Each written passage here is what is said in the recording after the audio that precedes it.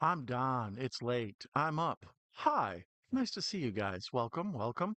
Glad to have you here tonight. We're going to be watching a new movie for once.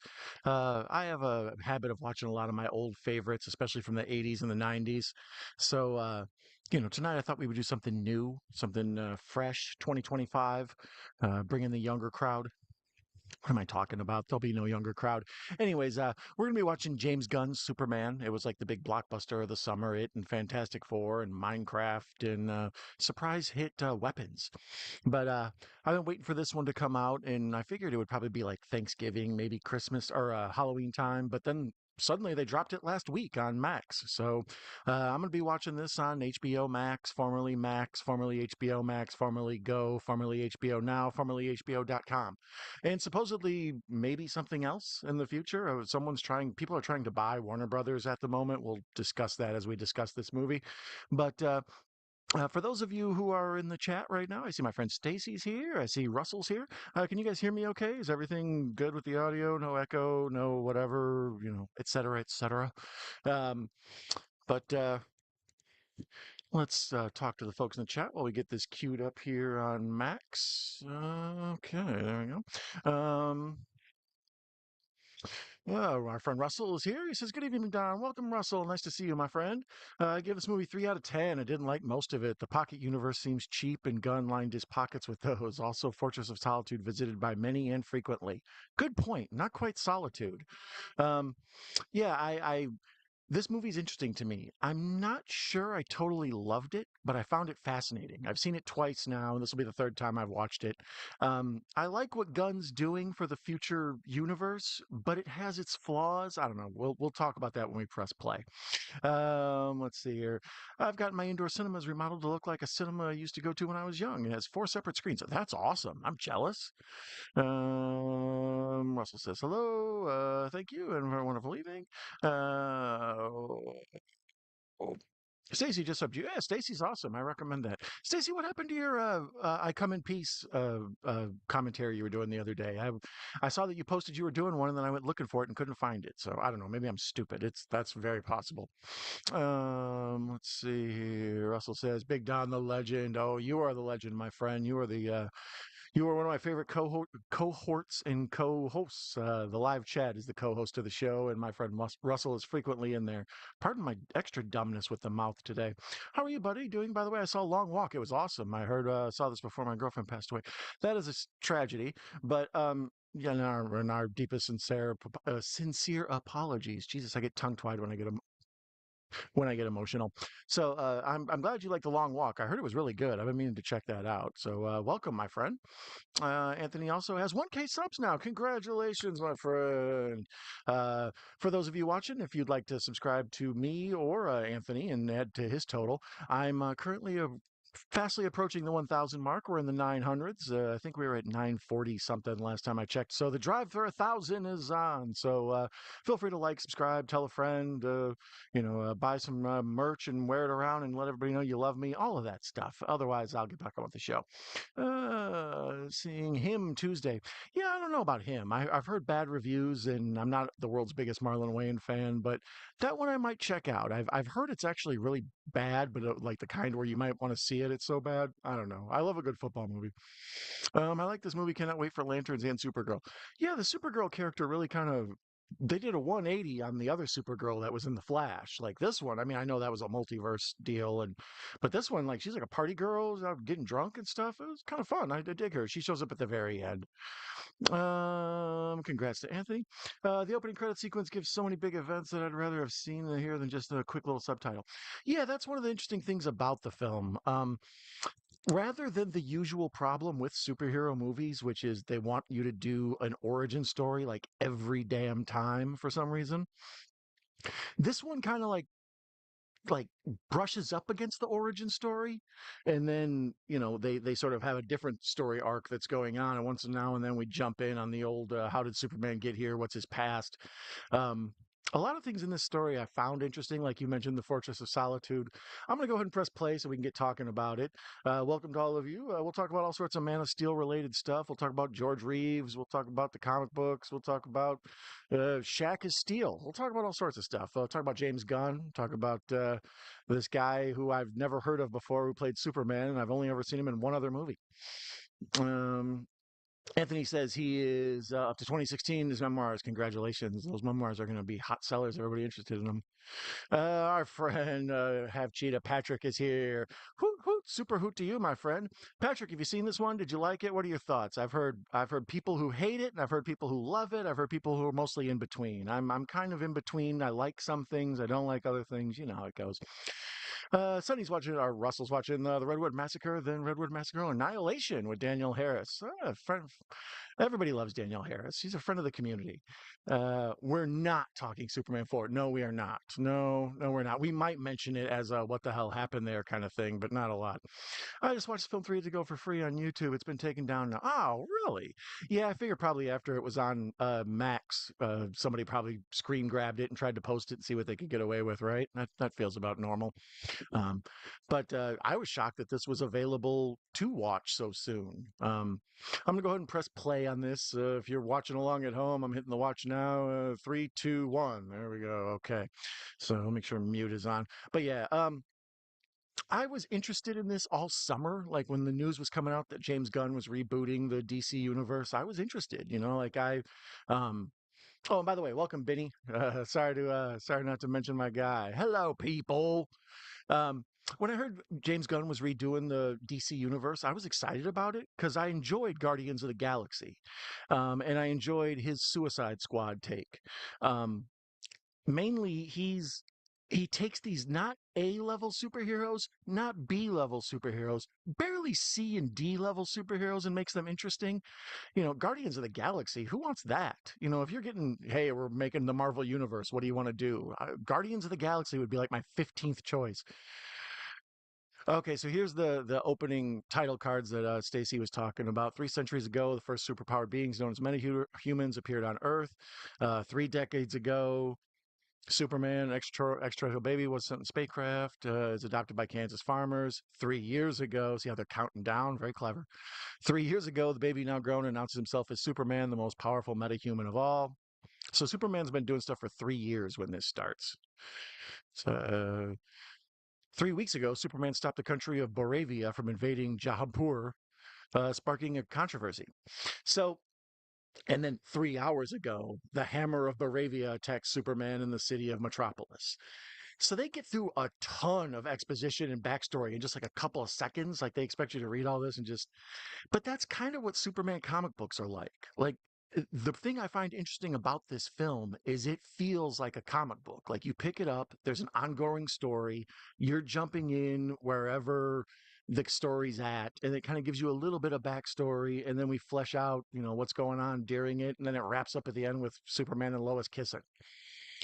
Um, so yeah, here Superman has just gotten his ass kicked royally, his sport kicked, and he's bleeding and stuff. And that's one of the things right away you find interesting is Superman isn't necessarily the Man of Steel in this. Like he takes a butt whipping, he bleeds, he bruises, he's the most vulnerable Superman I've ever seen. And I think some people probably don't like that. He comes off as almost weak, but he's flawed. He's human. That's the point of the movie. He's not the alien they proclaim him to be. He's one of us. He's got emotions and feelings and he cares. And one of the lines that really rung true in this to me is when he's talking about how he was sent here to rule the Earthlings, and he's like, I don't want to rule anybody. And it's just like that feels like something a good-hearted person would say when they're, a god on Earth. Oh, let's see here. Favorite Christopher Reeve roles? 5 favorite. Wow, that's tough. Obviously, Superman 1, 2. Um, I don't like Village of the Damned. The John Carpenter film. You would think I would love it, but it just feels like a bad soap opera to me when I watch it. The acting's heavy. Those little kids are creepy, but the rest, eh. I liked Christopher Reeve in what's the one where he's a reporter and he goes and finds like a pimp, I think Street Life, something like that, where Morgan Freeman's Fast Black or something like that. That's a good one. Um, after he was in the wheelchair, he did one a remake of Rear Window, and that was kind of, it had its like subtext to it, like this dude's crippled now, so he has to be in the chair. So let's get him a role in the chair. And the classic role in the chair is Jimmy Stewart stuck in the wheelchair. So here's the Fortress of Solitude coming up out of the snow, and we see Crypto pulling beaten down Superman back to it. Now, Kevin Smith was going to do a Superman role or a Superman movie, and he talks about it on an evening with Kevin Smith. He tells a really good story about going and meeting with the guy and everything, and what a weirdo the producer was. And a bunch of the stuff that the weirdo producer wanted Kevin Smith to put in the movie is in this. Like, why is there guards at the Fortress of Solitude?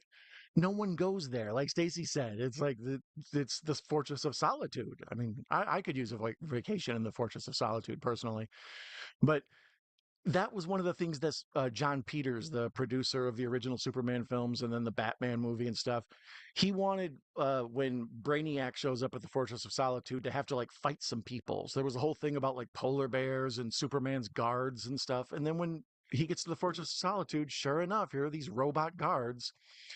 um, One of them is voiced by Alan Tudyk, I think. He's in Resident Alien, which is really good, a Netflix series. It was a Sci-Fi Channel series, but watch it on Netflix or Peacock. So he's one of the voices, and it gives it some charm. He sounds robot voiced, kind of as a human.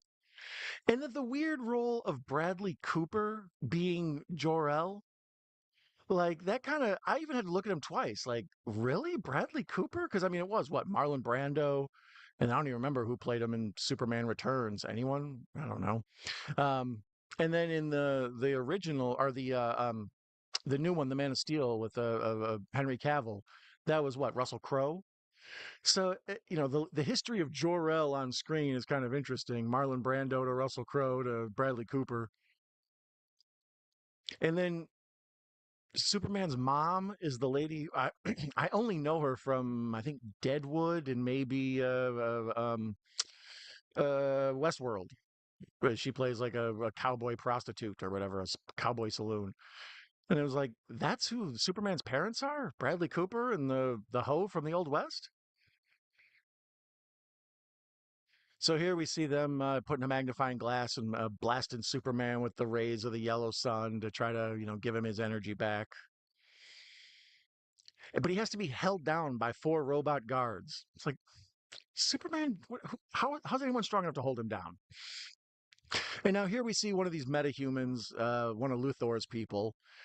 And that's the thing about this that I think throws a lot of folks off, and it caught me way off guard. This isn't a Superman movie. This is a DC Universe movie. Later on, Green Lantern shows up, but it's not the Green Lantern we know. It's not Hal Jordan. It's not what's his name, the black dude. Why can't I think of his name? Whatever. It's not either of them. It's the guy who got with the mullet cut, or with the bowl cut. And Nathan Fillion plays him, and he does awesome. He's very hilarious. But it's like the third most popular Green Lantern is the one you're going with? And here's Crypto. Crypto's got a huge role in this. No one was expecting that. Silly dog antics in a Superman movie. All right. And Crypto isn't like there's a DC Super Pets cartoon with Kevin Hart and The Rock, because that's the law. If you make a movie, every third movie you make has to have Kevin Hart and The Rock in it. So in that one, Crypto is like a German Shepherd. I don't know. This one, he's like a little like shaggy mutt, kind of cute. And then later on at the end, we learn he actually belongs to Supergirl, which would make sense because then when she gets her movie, Crypto can be in there and give a bunch of fun and add charm to her world. So now we're getting some of the first views of the way James Gunn makes Superman fly. And I dig it. Because Christopher Reeve, the tagline for those movies, those old school, original Alexander Salkind Superman movies was, "You will believe a man can fly." Right? Like that's their whole hook. Like it's not going to look fake and stupid like the old George Reeve black and white cartoon or black and white show. This is going to be, real stuff. And it does look real stuff. It's all blue screen before they even knew to use green. And in that chroma keying, he looks, he like he's floating. But then when they did Superman Returns, and Bryan Singer basically just like picked up in the old Christopher Reeve world and found a Christopher Reeve lookalike to play him, Brandon Routh, dug up some soap opera guy to be because he looked like Christopher Reeve. And in that one, it just looks the same as it did. Like there's no real advancements. There's a little bit of fast here and there. But then in the Zack Snyder Man of Steel stuff, Superman takes off with like a sonic boom, and you see like ripples in the sky as he flies away, and you know, it feels like an event, like almost like he's jumping with so much force. That's what's causing him to fly. This one we see it's like right up in his face. It looks almost like Top Gun or something. Um, very reminiscent of Iron Man to a certain extent, except Iron Man they get to cheat because he's inside the helmet and all that. For a lot of stuff that takes place, it's all CGI. What I'm watching right now, Superman's in the middle of a fight, in downtown Metropolis, and um, the Hammer of Baravia or whatever is beating the hell out of him. Like I said, very vulnerable in this one. And then there's the lady. Lex Luthor has like a side a henchwoman, whatever. His girlfriend. In the old Christopher Reeve ones, it was Miss Tessmacher. And in this one, it's Eve, I think her name is, and then she's got like a crush on Jimmy Olsen. It's a whole side story. But I like that they have that character for Luthor, like the pretty woman that he just yells at all the time. And here the movie's going to start to take like a drastic turn. Like we see Superman as the hero that we think he is. Everybody's cheering for him and loving him, and then within like one news report, the whole world hates him and is spitting at him and throwing stuff. Like, whoa, you guys change quick, fickle bastards. I'm in the middle of a little too goofy with the bots and dog. I didn't. I didn't realize there was a little too goofy movie.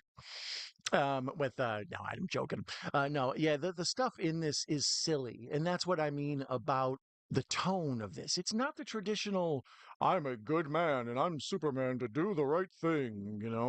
That's not the case in this. It's more like he's struggling with a lot of internal stuff, even though his physical form is like unstoppable. It's emotions and things that are holding him back more than anything. And then so the vulnerable Superman is weird. All the extra, like I say, DC Universe people, Mr. Terrific and stuff. No one was expecting that. Once again, James Gunn with his damn C and D level superheroes. Where's Batman and Wonder Woman and The Flash? It's like, no, we're gonna get Mr. Terrific. And then here we see their Superman's basically gotten his ass kicked and been thrown into the ground. This nice man helps him out and tells him that one time he fed him free falafels or whatever. And then he's like, and it was an honor to feed you. And you're just like, oh, okay, Superman's a friend of the community. And then this guy shows up later and it's like this big tragic, him picking on Superman's friends kind of thing. Oh, and by the way, welcome, Ben Grimm. Nice to see you, man. I always like when Ben shows up. Ben's always got good opinions and he knows a lot about movies. So he's a fun person to have in the chat. Welcome, my friend. It's more like the comic, but it's not a comic I'd buy. Yeah, yeah. See, I kind of had to quit reading comics at a certain point. The comics, well, sadly, they're a lot like professional wrestling. It's either too much for kids or just so dark you can't believe they're doing this now. There's no real like happy medium. And this is the like silly, fun, very loose. My kids have seen this with me both times. Like I was watching it and they walked in and saw Superman and then they kind of stopped and I'm like, I don't know, there's a lot of F words and stuff in this. I don't know if should be watching this. And then we'd all just kind of get wrapped up in what was going on and then I didn't care anymore. So, um, yeah, I'm not sure this is like your family friendly superhero movie and it's like silly and weird and lots of comic quirkiness. But I feel like in Superman, there is a little bit of that sometimes, like the scene where Superman's falling down and you see outside the window him getting ready to crash into the ground and we cut to a woman taking a selfie. That's like an extra throw in panel I would see. I agree. It's not maybe one that, yeah, the average comic book buyer would buy. Okay, sorry, the screen went black there, and I didn't know what was going on. So here we see the Daily Planet, and we see Clark or Superman dressed up as Clark. It's a first appearance of them. This movie kind of posits the idea that Clark's glasses cause hypnotism. Like he hypnotizes people who look at him with his glasses. That's why they don't recognize he's Superman. But at the same time, there's like 10, 15 people who are aware of his secret identity in this movie. And yeah, his hair is a little different, but it's clearly Superman. That's ridiculous. What did you guys think of the Perry White in this? I was in between on him. I liked him, but I mean, it could have been anybody. He's very minimal role in this. Uh, I wanted the original Guardians. Oh, hated Gunn's version. You hated Gunn's version of the Guardians? Really? That one I was blown away with because, like I say, all the rest of the Marvel universe as it was rolling out with Captain America and Iron Man and Hulk and Thor, all the big names that everybody knows, like if you go to a grocery store anywhere and you just walk down the aisle and you see an older woman, shopping for cat food or whatever, and you went up to her and you said, "Do you know who Spider-Man is?" She would say, "Well, yeah, of course." Or "Do you know who the Incredible Hulk is?" or whatever. It's like, "Yeah, of course." Do you know who Guardians of the Galaxy is, or Rom Space Knight, or uh, Craven the Hunter or Mephisto, a bunch of these low level ass superheroes that are way down the popularity chart. And those are the ones Gunn flourishes with. In his version of Suicide Squad, he made me care about Polka Dot Man, which was a real character at one point, but just irrelevant and stupid. But that movie makes him interesting and fun. In this one, like I say, Mr. Terrific. It's like, whose idea? I would, if they came to me and said, "We're going to do a Superman movie and there's going to be a whole bunch of Mr. Terrific in it," I would be like, "I don't think you understand what a Superman movie is." Other qualms, the middle finger with Guy Gardner part was dumb. I also didn't like Mr. Terrific either. Mostly was born with all the D4, D26 stuff, Lex stuff. Um, yeah, the Lex stuff is interesting. Like that, the way he's overcome Superman or figured out how to defeat him is just to study every move he's ever make and then play against Superman like it's a video game. Like fighting Superman is basically Mortal Kombat. If he crouches, you go triangle, triangle, X. And that's how this is. It's like he's shouting out his computer bingo numbers, like Stacy said. D54. Um, Sorry, here's the first appearance of Lois Lane. What's her name? Rachel Brosnahan or something? I'm totally not familiar with her. My man who plays Superman, I've never seen him in anything before. Well, I take that back. I saw him in Pearl. If you saw Pearl, Maxine trilogy, I don't know what trilogy we're calling that. The Ty West X Pearl Maxine trilogy. In Pearl, he's the guy who's like the handsome projectionist that lures Pearl into wanting to be into movies and all that stuff. Um, but that's all I've ever seen him in. Twisters he was in, but I never saw Twisters. I don't know. Twisters felt like Sharknado 2 or something. I had zero desire. I got the point with Twisters 1. I didn't need any more. And then the middle finger part you're talking about, yeah, at the end with Guy Gardner, he Superman doesn't even technically save the day. Like he's fighting one fight, another fight's going on the other side of the world. So he sends, Guy Gardner and Mr. Terrific and whoever else there. And yeah, there's a part where he does his Green Lantern thing and some green middle fingers start popping up and bouncing people out of the air and destroying, jeeps and whatnot. So here we see Luthor. Luthor's old boy from Mad Max Fury Road. That's the main thing. I know. What's it, Nicholas Holton or something like that? And I think he kind of got the role because he looks good bald. Like in Mad Max Fury Road, he's bald and he does the, spray the chrome in his mouth and all that going to Valhalla. So it was hard to imagine this sort of wild boy as like the calm, crazy, genius Luthor. But I find he does a decent job. The young Luthor throws me off, but I like him way better than Jesse Eisenberg in this role. Oh, Chuck is actually, by the way, a man, a woman, but that's okay. Holt made a bad Luthor. Oh, you didn't like Holt either. Let me see here. Little Gory Corey was fun and gory. Did you like Shining Force 2 roleplay game? I didn't play it. I'm unfamiliar with it. Superman started in Canadian, part of our heritage. Yeah, I did not know that. The Superman, there's a documentary. God, I can never remember the name of it. It's like Man of Steel. I can't remember what it's called. It's narrated by Kevin Spacey. And it's one of the best documentaries I've ever seen. It's really, I used to put it on all the time to go to sleep because it was so comforting and easy to just to listen to. And they would tell the story of Superman and how, originally Superman looked like Lex Luthor. Like Superman is from the German term Übermensch, the Superman. And he was like a dude, I don't know if he had radiation poisoning or something, but he was like a Professor X was the original Superman. He was like a bald dude and he had all these powers, mainly from the power of his mind and stuff. And then as time went on, they added the suit and they added the cape and all that goes with what we think of Superman. And when they make Superman movies or TV or whatever, it's usually a huge pain in the butt because one person owns the rights to Superman, like I think DC Comics does, right? But then someone else owns the right to the S, like that's their someone else has a completely different trademark on the Superman S. And then I believe Superman in the red cape and the red boots is owned by the family or something like that. So whenever you want to make a Superman movie, you have to get like 5 or 6 legal permissions to crank the damn thing out. What's up, Night Owlers? Hey, Sunny Acres. Hello, Hobbs Horror. Welcome, my friend. Good to see you. So now we're back with Clark and Lois at their place. Well, I guess it's his place, and she hangs out sometimes. And we see that she knows he's Superman. So there's no like big reveal coming of, oh no, what are we gonna do when she finds out he's Superman? I agree, Patrick. Boring, like chap like that. Um, Hey, Mellow, man, good to see you all. Yeah, I got a nice front here.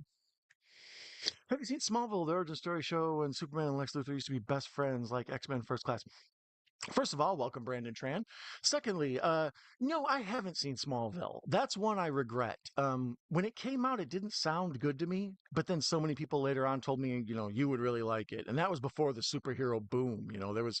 That was back when there was minimal superhero stuff. So the idea that I never watched it was kind of strange. But yeah, I've always been meaning to go back and watch it all. The all the plot lines and stuff sound very interesting. I remember when Aquaman showed up and all that. Um, so yeah, here we see Superman and Lois, or Lois interviewing Superman. But really it's Clark Kent giving it up there. The Hood X25 says, "May I interject something?" Of course. First of all, welcome, and yes, you may, as long as it's not insane. John Stewart, thank you. I was thinking Jordan Stewart, and I was like, no, that's not right. And then it was because I was talking about him earlier. I got Jordan Peele on the brain. How would you portray Clark Kent best? How would you portray Superman best? What would be your acting technique for these roles? Um, Minimal Clark Kent, like the least amount of Clark Kent possible.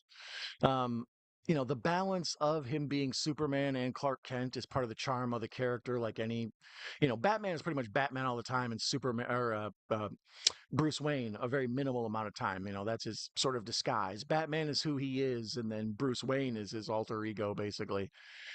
And with this, I would almost go the same route. Lots of Superman, very limited.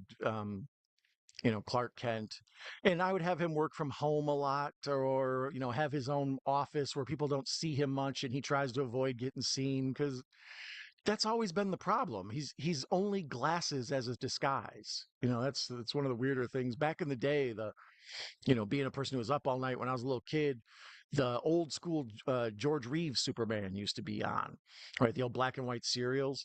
And that guy, when he was Clark Kent and he would just kind of be half soft, and then he was Superman, he would be like more confident, was the only difference.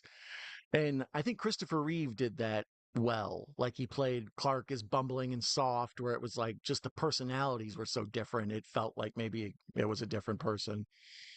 But in general, I find Superman to be one of the toughest characters to do anything with. That's part of the reason I was interested in this. Um, he's unbeatable. He's Superman. He can't be shot. He can't be blown up. He can do pretty much, he's faster than the Flash. He can swim faster than Aquaman. He's just as smart as Batman, everything. Like anything any other superhero can do, he's pretty much got too. So how do you ever write for a character like that? His vulnerability is so low. And that's what jumped out at me about this Superman's incredibly vulnerable. That's the big difference between this and any other Superman we've seen before. Even his look to a certain extent, like Henry Cavill looks like he will kick your ass. Like this Superman, I don't know. He looks as close to an everyman as Clark Kent could possibly look. You know, he looks decent in the suit, but yeah, he looks nerdy. I don't know. Outer World, what's its other title? I don't know. My friend Patrick didn't like Guy Gardner's costume.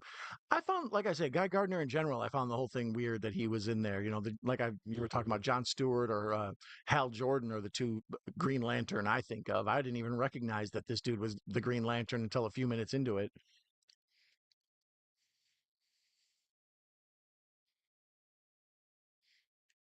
Um, I th- you're thinking of was terrific, aka Michael Holt, the smartest superhero. Well, I mean, I'm not familiar with him from the comic books, but in this, they don't really portray him as the smartest guy. Like he figures out the whole pocket universe thing, and he's sort of there to kind of like bridge the gap while Superman's in the pocket universe, you know. And even the stuff with like Hawk Girl and all that, they feel like they're just incorporating the DC universe to fill out this movie, and it sort of takes away from the resonance the main character has. But I like the guy who portrayed Mr. Terrific. I thought he was really funny, and you know, I agree with Patrick again. 3 out of 10 for me. Mr. Terrific is the third smartest man on the planet. I was unaware of that. Wasn't hugely into the Superman films, although some of my family members are huge into them. I think the first Superman film is a little boring, if I'm being honest. Just my opinion. The old school Christopher Reeve one with Gene Hackman and stuff. I saw that in the theater. And then I remember when Superman 2 came out, that was one of the first movies I'd ever seen, one of those old school movie magazines. You know, you'd be at the grocery store checkout and you'd see just a whole magazine dedicated to Superman 2 or to Blade Runner or whatever. So I got a Superman 2 magazine. I used to just read that all the time, see the pictures of, General Zod and his crew and the idea that Superman was going to have to fight three Supermen. Like that sounded amazing to me. So when that movie came out, I loved it and was a big fan of it, and that's probably still to this day my favorite Superman movie is Superman 2. Um, but then um, when uh, all the other reboots in the 80s came along, the Lois and Clark and the Smallville that came out late 90s and thousands. And then there was like another Superman show. I don't even remember the name of it. I never watched it. There was another like Lois and Clark love story type deal. Um, and then we got into the Superman Returns, and then into this, and there's just so many. It was like it feels weird that now in this version, Superman has been pushed back to give room for Supergirl, Crypto, Hawk, Girl, all of it. Black Adam made more internationally almost. Yeah, that's the thing. This movie it did well box office. It was let's see, I wrote it down. 225 budget for the movie, but there's been arguments over whether that's true or not. And then another 125 million for marketing. And then which is actually pretty low for a movie like this to have less than the budget for marketing, but who expends, they weren't expecting to spend 225 million, I bet. So 350 to get the movie made, right? And then it made 615. So, almost double. Um, and it's so at least well past the break even point. But almost all of that was domestic, which is weird because they expected this to translate and be popular in other countries, but it maybe U.S. isn't all that popular. Like I know the Captain America movies weren't popular in other countries. That was like the least profitable Marvel movie, and outside the U.S. I should say, because it just didn't have the same resonance with international audiences that Iron Man or Thor or whatever would. So yeah, this made a whole bunch domestically, which was a surprise. But studios prefer that. Your cut from international releases is usually less because someone else has the distribution rights overseas and whatever. So the amount of money you get back off of each ticket sold internationally is much less than the amount of money you get back from domestic. So you would rather money wise get the domestic stuff. But I think the key to this is that it just wasn't a flop. Like, because if it flopped really hard, it would ruin the whole universe. And I'm not sure James Gunn's vision of what was going to come next would ever happen. But since this did well, they've already announced the sequel, 2027, I think it is Superman, Man of Tomorrow, I think it's called. George Reeves' Superman was fun. Yeah, that was one, like I say, middle of the night. I'd watch all my Twilight Zone and Alfred Hitchcock, and then the late at night, whatever movie was on, usually some sort of old school monster movie, Bela Lugosi, something or other. And then the old serials would start, the Lone Ranger, Superman, a bunch of those classic old school stuff, Zorro.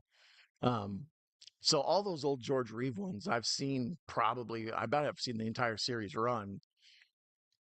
And then there's an interesting movie with Ben Affleck. What the hell's it called? The one where it's all about the murder of George Reeves and he plays Superman. So Ben Affleck technically got to play Superman and Batman both.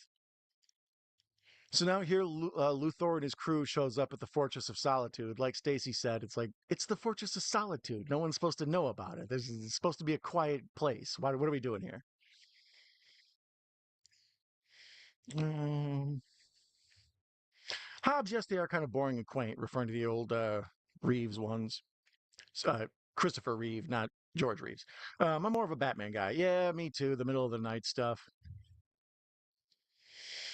Keep in mind, Superman was weak in this adaptation because they specify in the intro that this is the first time he ever lost a fight. He's still not used to being beaten to this level. Yeah, I mean, I understand that. That's kind of we catch him at his weakest moment. That's when he's an interesting character because he finally has a flaw. Because as I stated, Superman in general, he's never supposed to lose. He's Superman. As Man of Steel kind of pointed out, he's basically a god on Earth. All the DC characters are supposed to be gods on Earth, but he's really supposed to be kind of Jesus-like. Like, he's the does no wrong, and he's supposed to be, this altruistic, clear, pure-hearted character. And that's kind of what this gets at. Is even when you know, he can't overcome the villains, but at the same time, his humanity is what lifts him up and makes him able to defeat them in the end. We know he's been shot by Bloodsport, but he's never lost a serious one-on-one. Yeah, well, in this, do they say? Did I miss a part where they talk about um the Bloodsport stuff? But I remember. Does this even include like the Doomsday stuff or any of that? Like, is that coming later? I would assume. And then the way he uses Superman in this, it makes me real curious about what's going to happen when Batman finally shows up. Like, is a Batman movie just going to be filled with like Mad Dog, the vigilante, and any other rando ass DC characters that are way low properties? That's I think one of the main things that caught me off guard is this is not that there's other superheroes in this, although the traditional superhero model is to just make Batman in the Batman world, and we don't need any other superheroes. We got Batman, or Spider-Man, is fighting whatever supervillain he's fighting, but there's no indication that there's a Captain America. Well, at least before the Tom Holland version, the Tobey Maguire stuff. And then once the Marvel universe started incorporating, multiple characters into a movie, Captain America Civil War is basically an Avengers movie. But this, I'm impressed at how much he uses the garbage characters. Everybody wants to have Wonder Woman and Batman and Green Lantern and stuff, but it's like, for real? Like the smaller characters? I mean, I know Mr. Terrific's supposed to be the smartest guy or whatever, apparently, but he's not a major property character. Like, I don't think there was a clamor for a Mr. Terrific movie. And then I think now they're going to make a Green Lantern Corps HBO show, like Space Cops kind of thing. And I'm curious to see that. Like the sound of it sounds like something I wouldn't care about at all. But then the Penguin was so good, it makes me think that who knows? HBO shows are pretty awesome all the time. So the idea that the Green Lantern Corps one would be entertaining seems pretty likely to me. After I watched this, I watched I think the first season of Peacemaker because I saw Peacemaker has a little cameo in this. And I enjoy that too. I think that's a fun, it's definitely not a superhero show for kids, but like if that's the like part of the expanded universe that's going to be all in this, I don't know. I enjoy it, but I'm not sure it's going to be the world. It's not going to turn the world on fire like sort of the MCU phase 1, 2 and 3 did or whatever up until Endgame. That got super nerdy, sorry. Um Agreed, especially the first Superman just doesn't hit with me. I'd rather watch paint dry. I enjoy that first Superman movie a lot. It looks beautiful. Like it looks like to me one of the best looking films of that era. But he's nerdy, you know. It's a very sweet, just sort of he's a good guy doing the right thing, and it's almost boring. But when he flies the wrong way around the world and gets it to spin the other way to make time go backwards, I was like, oh man, only a movie this good could make me tolerate something that ridiculous. Gene Hackman kind of carries those movies too, though. Like any of the stuff with him and Ned Beatty is just fantastic. Otisburg. Let's see here. Are you excited for The Parents 4? Jimmy Olsen actor will play Ben Stiller's son. The Meet the Parents films, I enjoyed the first one, and then I'm not even sure I've seen any after that. I think I might have saw Meet the Fockers. I don't know. Um, but then what did like Barbara Streisand and stuff show up later on? It just got so it was like I can't believe we're on this many Meet the Parents movies. Um, this guy who plays Jimmy Olsen, he's interesting to me. Like the joke of the movie is that he's like the ladies' man. No matter where he goes, women are like, "What's up, Jimmy Olsen? How you doing?" But he's kind of this like I don't know, dorky redheaded guy with freckles. Like I mean, I don't know. Maybe some of the ladies out there or folks who fancy fellas could let me know in the chat if the guy who plays Jimmy Olsen is hot or not. But I think that's kind of the joke that he's sort of this dorky, nerdy dude, and all these women love him. So here's Guy Gardner and Hawk Woman and Hawk Girl, whatever, and Mr. Terrific. And then here we see Cat talking Lois's ear off. I guess later on, Cat is going to become the Cat. I guess.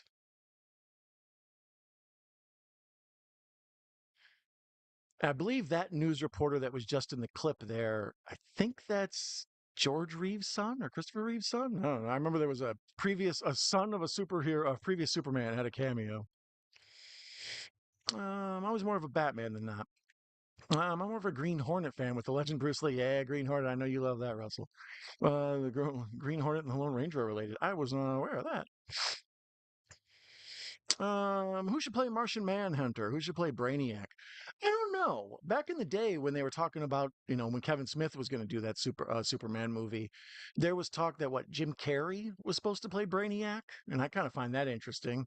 Um, Nowadays, it could be anyone.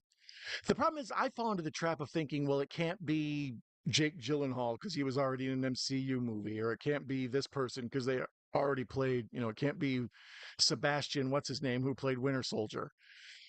Like in general, I fall into the trap of saying that that role's already taken, but they don't care anymore. Chris Evans is um, Johnny Johnny Flame from Fantastic Four, and then he's also Captain America.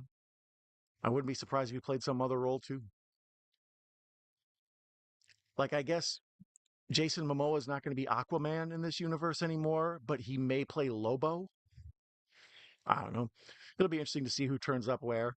But as far as Martian Manhunter goes, I don't know. You would have to find somebody. Who would be good is I'm rewatching our I never saw it before. Stranger Things. I saw season one, but now I'm going through and watching all of them. And there's a guy in there who was also in Game of Thrones. He played Jaqen Hagar or whatever. A girl knows a man with no face. A girl owes a man some names. Like his voice would be a good Martian Manhunter voice. And since a lot of it's going to be prosthetics, I would maybe go with him. Somebody off the beaten path with a cool sounding monotone voice. Um, as far as Brainiac, yeah, I don't know. That's a toughie because you could go damn near anybody. I mean, if Robert Downey Jr. was Brainiac, I wouldn't be shocked. Jonathan Majors would be a good Martian Manhunter. Isn't he canceled or is he uncanceled? My who's canceled and who isn't book is I can't keep up with it. At one point, he was going to be the next big thing, and he signed some commercials to do for the army, and he was Krang the Conqueror or whatever. Or is that the Ninja Turtle guy? Whatever. See, he was in the quantum universe with Ant-Man and all that. And then next thing you know, he got in trouble for getting a fight with his girlfriend or something. And then his career just disappeared. He was a cold property. So I don't know. George Takei and Drew Carey. I like both of those. I would go with those for Martian Manhunter and Brainiac. Perry White has nothing to do. You're right, and not in this at all. What's Martian Manhunter? Never heard of it. He's this guy from outer space. I'm assuming he's from Mars, but he's basically just a green alien, and he's got superhero powers. He was in the Joss Whedon version of this, the Justice League, and I like that running gag in this that Guy Gardner calls the Justice League the Justice Gang, and they haven't workshopped the name yet. So like when he keeps referring to who the Justice Gang, makes me wonder how many movies in before we get this called the Justice League. I liked Metamorpho. I don't know if I know Metamorpho. Who's your favorite Lex? Um, I don't know. That's tough. I mean, I would probably say uh, Gene Hackman from growing up. Um, and then Spacey was actually sort of like made to play Lex Luthor, like in the Batman Superman Returns. In that, I felt like he was kind of stole the show from the whole movie. Like him as the evil, maniacal Lex Luthor felt perfect. I never really got into Jesse Eisenberg. Um, what's his name? The guy from Smallville. He has like a podcast now and stuff. I can't think of his name. That dude. He was a pretty good one. Wasn't he Lex Luthor on there? I can't keep track. Um, Stacy says DC for life. Yeah, I'm in between. I used to think I was a DC guy because I love Batman so much, and when I grew up, I had all like the Mego toys, but they were mixed. You know, there you would have Hulk and Spider Man, but you'd also have Batman, Joker, and Superman and Wonder Woman and all that.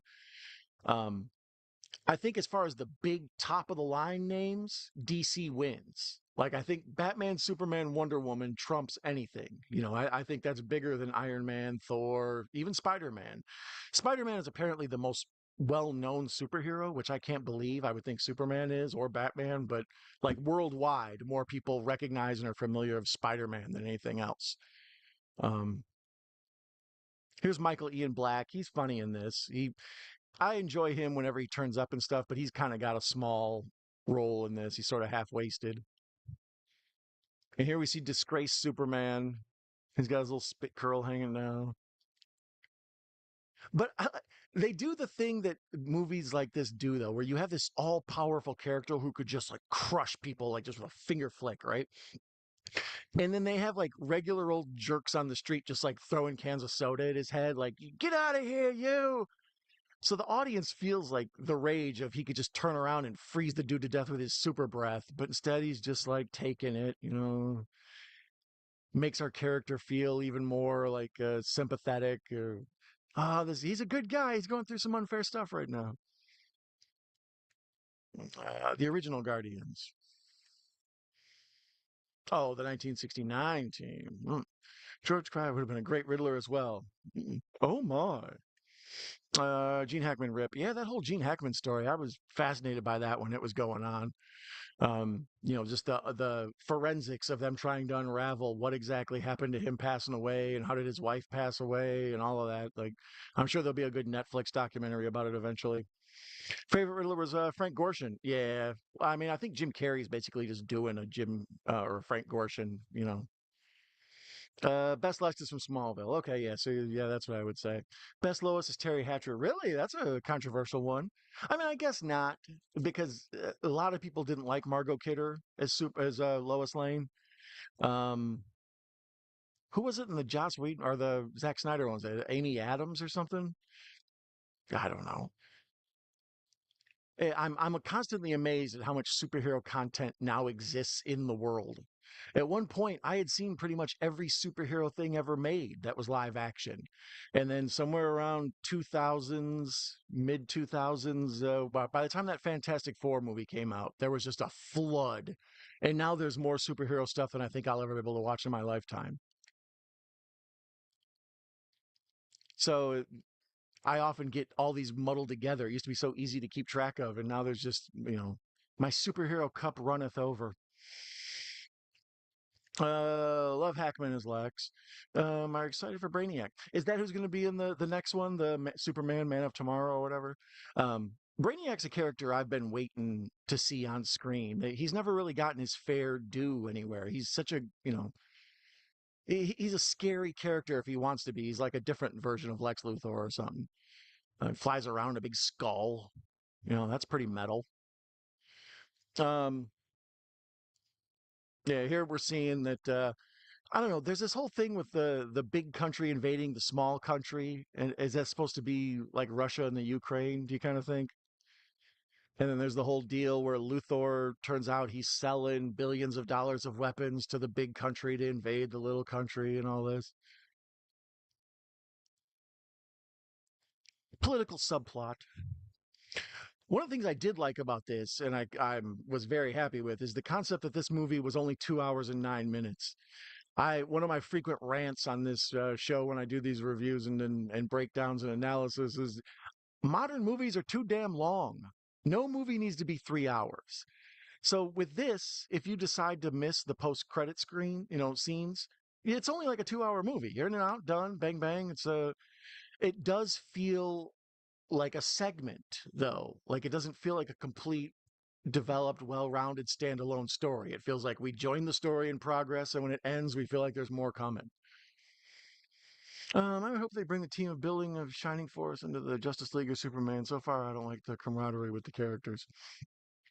Yeah, I'm curious to see when this gets fully fleshed out. Really, the big thing I'm more curious about than anything right now is if this is the tone of his universe, of James Gunn's DC cinematic universe, then it's pretty much very similar to Suicide Squad or Guardians and stuff.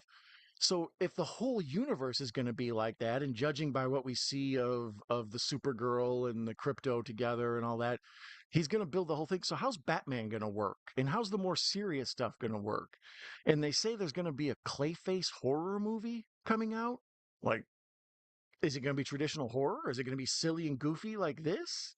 Like, is there going to be a fine line that it walks? I don't know. So when the Clayface thing is going to interest me more than anything, because they've announced that there's going to be the another Matt Reeves Batman movie. It's been whatever, damn near 5 years or whatever since the first time Robert Pattinson was Batman. But it's going to be a different world than this world. Like Robert Pattinson's Batman supposedly won't be the Batman in this. They're going to go with a younger, lesser known actor.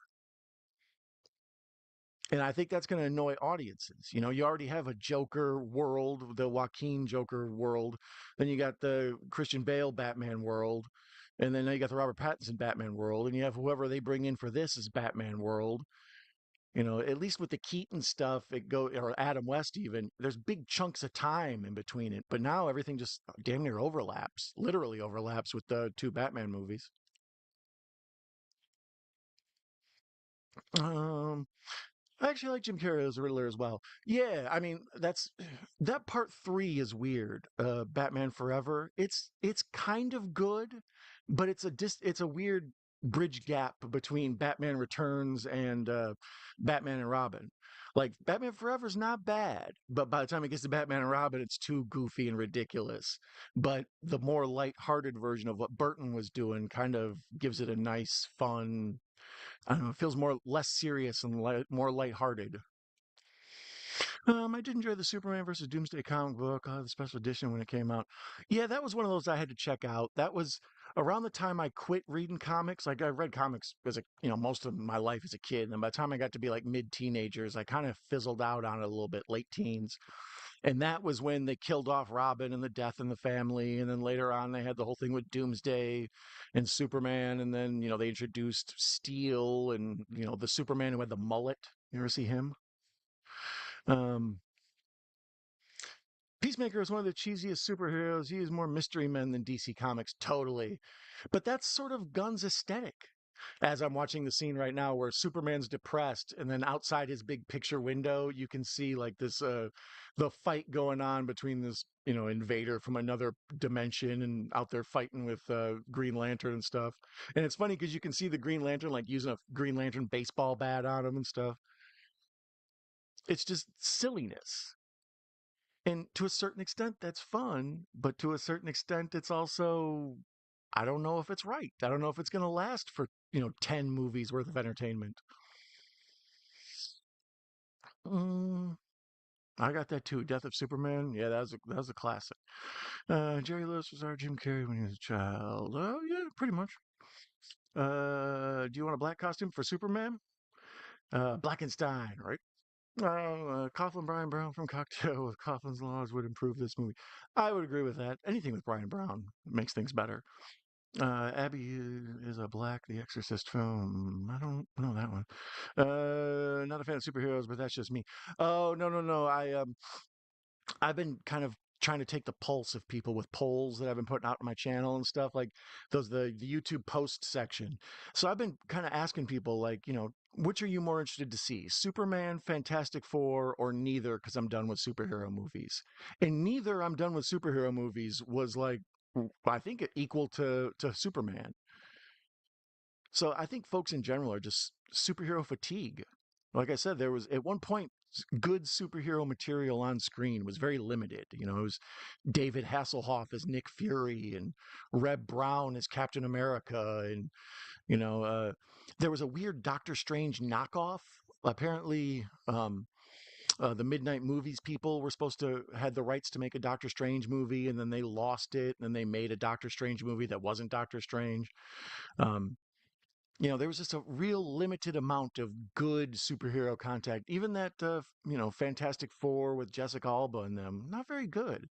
The Tobey Maguire Spider-Man were good. The, Christian Bale Batman was good. But after those, the floodgate of every damn superhero ever, there's more, yeah, than I could ever probably catch up on. Sometimes I go through Disney Plus and I'm like, oh yeah, Moon Knight's a thing. Superman and Mole Man, good, remake that. Yeah, they should actually. The Spectre is Jesus like Hal Jordan become the Spectre for a while. I don't know if how much I know about the Spectre. I remember the title, like, the comic itself and the title, but I don't know if I ever actually read a Spectre comic. He was too OP in the Snyderverse. Justice League, the bad guy is beating the crap out of them until Superman shows up and defeats them with one punch. A Superman that can't be beat is boring. Yeah, yeah. I mean, that's what we were talking about earlier, Ben. Superman as a character is very difficult. You either make him completely indestructible, which makes him boring because he just he can finger cack a villain away and make him go to the moon. So you have to kind of have him. To me, he almost feels like the hero in Novocaine. If you guys seen Novocaine, if not, there's a review of it on my channel. Check it out. Um, but basically, the hero in that feels no pain.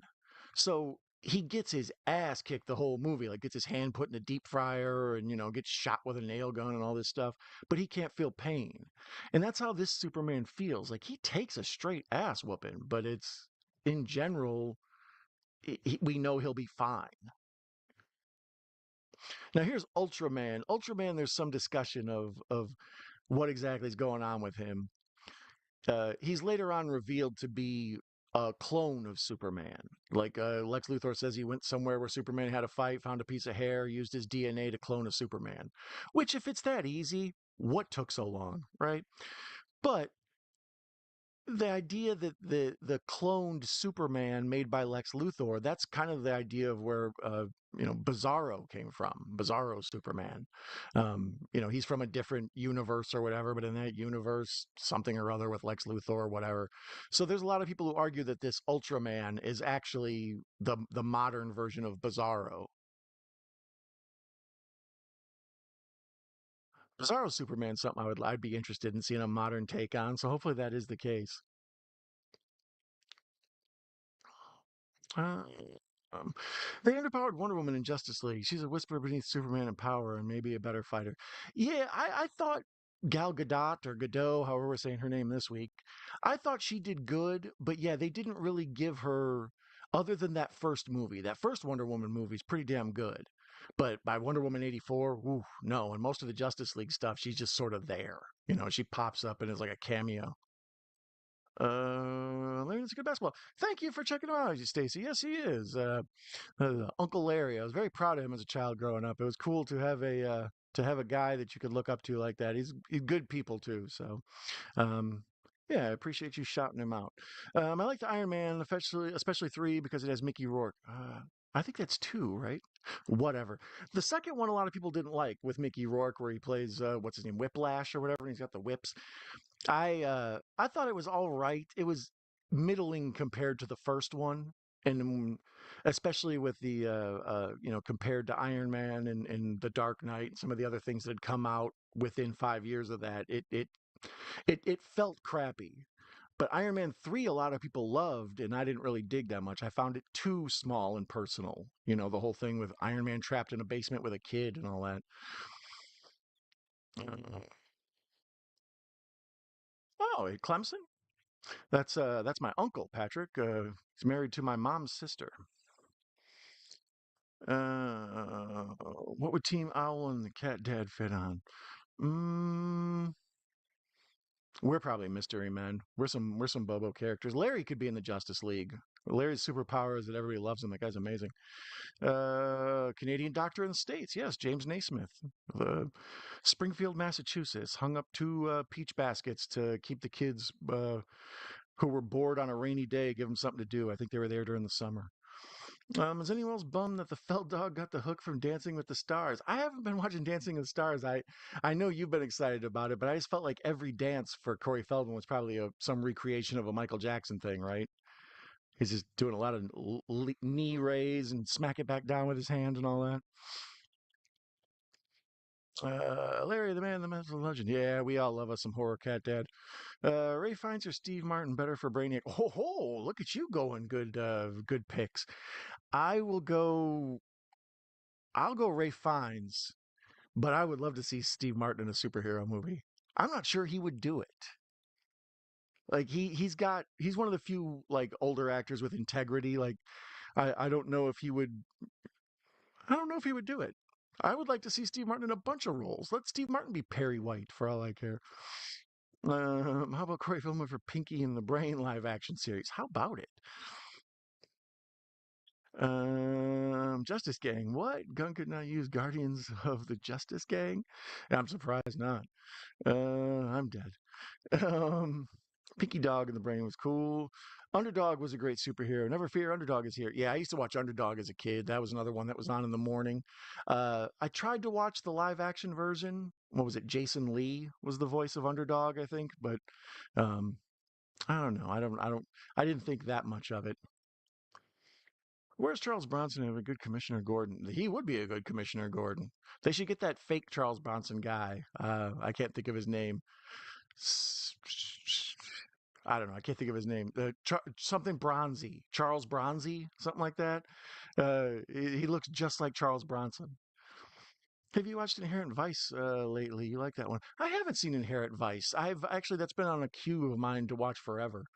If Superman movie is a sign of Gunn's DCU, then things are not good. Echo Zero, welcome Echo. Nice to see you, my friend. I don't know, Echo. That's kind of what I'm just debating here, and I agree with you, but then I also disagree. On one hand, I feel like uh, this is a very family friendly, loose, not too serious. Without being too ridiculous and mocking superheroes. It does a good job of being funny and silly without mocking. And that's one of the things that's really hard to do. The Adam West Batman basically just mocked Batman and how stupid it was. And then, he had his moments to be a hero, but in general, he was just a square who didn't quite look right in his outfit. So a lot of times they would do superhero stuff and it would be parody of how ridiculous it is and it wouldn't take itself seriously.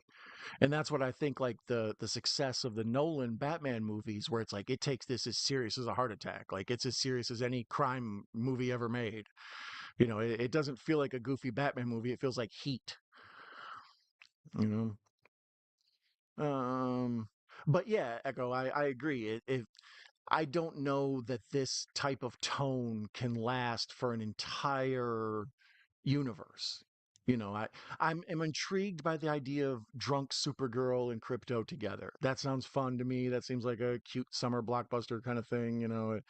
Um, but the idea of if Batman's going to have this tone, or if the Green Lantern Corps show is going to have this tone, and then Peacemaker already has this tone, like I'm not sure you could build a giant universe with this much silliness.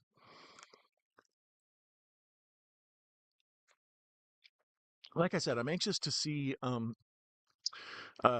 that Clayface horror movie looks like because that's going to be to me that will make what it'll make me understand whether or not there's going to be a lot of different tones, or if that's going to, if that falls into the silly phase, then yeah, I don't know how many films this can last. Would Rudolph Valentino have been a good superhero, and if so, which one? Oh, wow, he would be, well, obviously Zorro, right? If you consider Zorro a superhero. Um, Otherwise, Spider-Man, somebody who's cat like. How about Nightcrawler for Rudolph Valentino? I mean, a little too handsome to be hidden under that makeup, but um, who else? Hmm, that's a tough one. My son is named after Rudolph Valentino. Well, hey, he's named after many Valentinos, but that's what I always call him, is Rudolph Valentino. This Lois sucked. The new Lex comes across more like an SNL parody. This Superman is what happens when you smoke coke when casting a main lead. Oh, and casting Stewart from Mad TV. Wow, dumb move. Wow, Echo does not like this new Superman. Yeah, I'm watched it now. This will be my third time seeing it, and I'm still trying to decide. I feel like there are certain times when it's very powerful. Like we're coming up on the scene here where they play Russian roulette with the guy that, fed Superman falafel or whatever it was. Um, and that's like an incredibly powerful, disturbing, serious scene. But it didn't almost feel like it belonged in this movie. Everything was so bang, bang, bang, bang, bang. Um, a lot of times the action beats, like when I do reviews for shorts, I refer to genre moments. So a genre moment would be like if you're watching a horror movie, how much does scary stuff happen? Or if you're watching a comedy, how often does some funny happen? Or a sci-fi movie, how many scenes feel like you're in a sci-fi Star Trekky type thing. um so in this, the genre moments, like they feel like superhero moments. They're all big and there's lots of punching and people going through walls and bricks going everywhere and explosions and stuff. But they're not paced out like music. Like you're kind of, play a light note, play a heavy note, play a light note. And by the time the movie's done, it flows. It's like music. But this is a lot almost like metal. Like it's just bang, bang, bang, bang, bang, bang, bang, bang, bang, bang, bang, bang, bang. Like you're bombarded with action and silliness, and it's almost like sensory overload. But some people would say in the modern like TikTok culture, that's what you got to do to keep people's attention. You can't keep stuff running with any patience. You got to keep up with the swiping, brother. um it's Vader time. Leon, are you going to see the senior? Excited for Mary Stuart Masterson. Yeah, we were talking. Me and you were talking about that with her. I enjoy Mary Stuart Masterson. I like her. I have a little bit of a crush on her. That's one. If I see it, I'll probably catch it on streaming.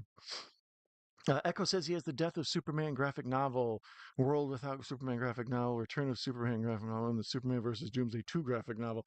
Look at you. That's a nice Superman collection.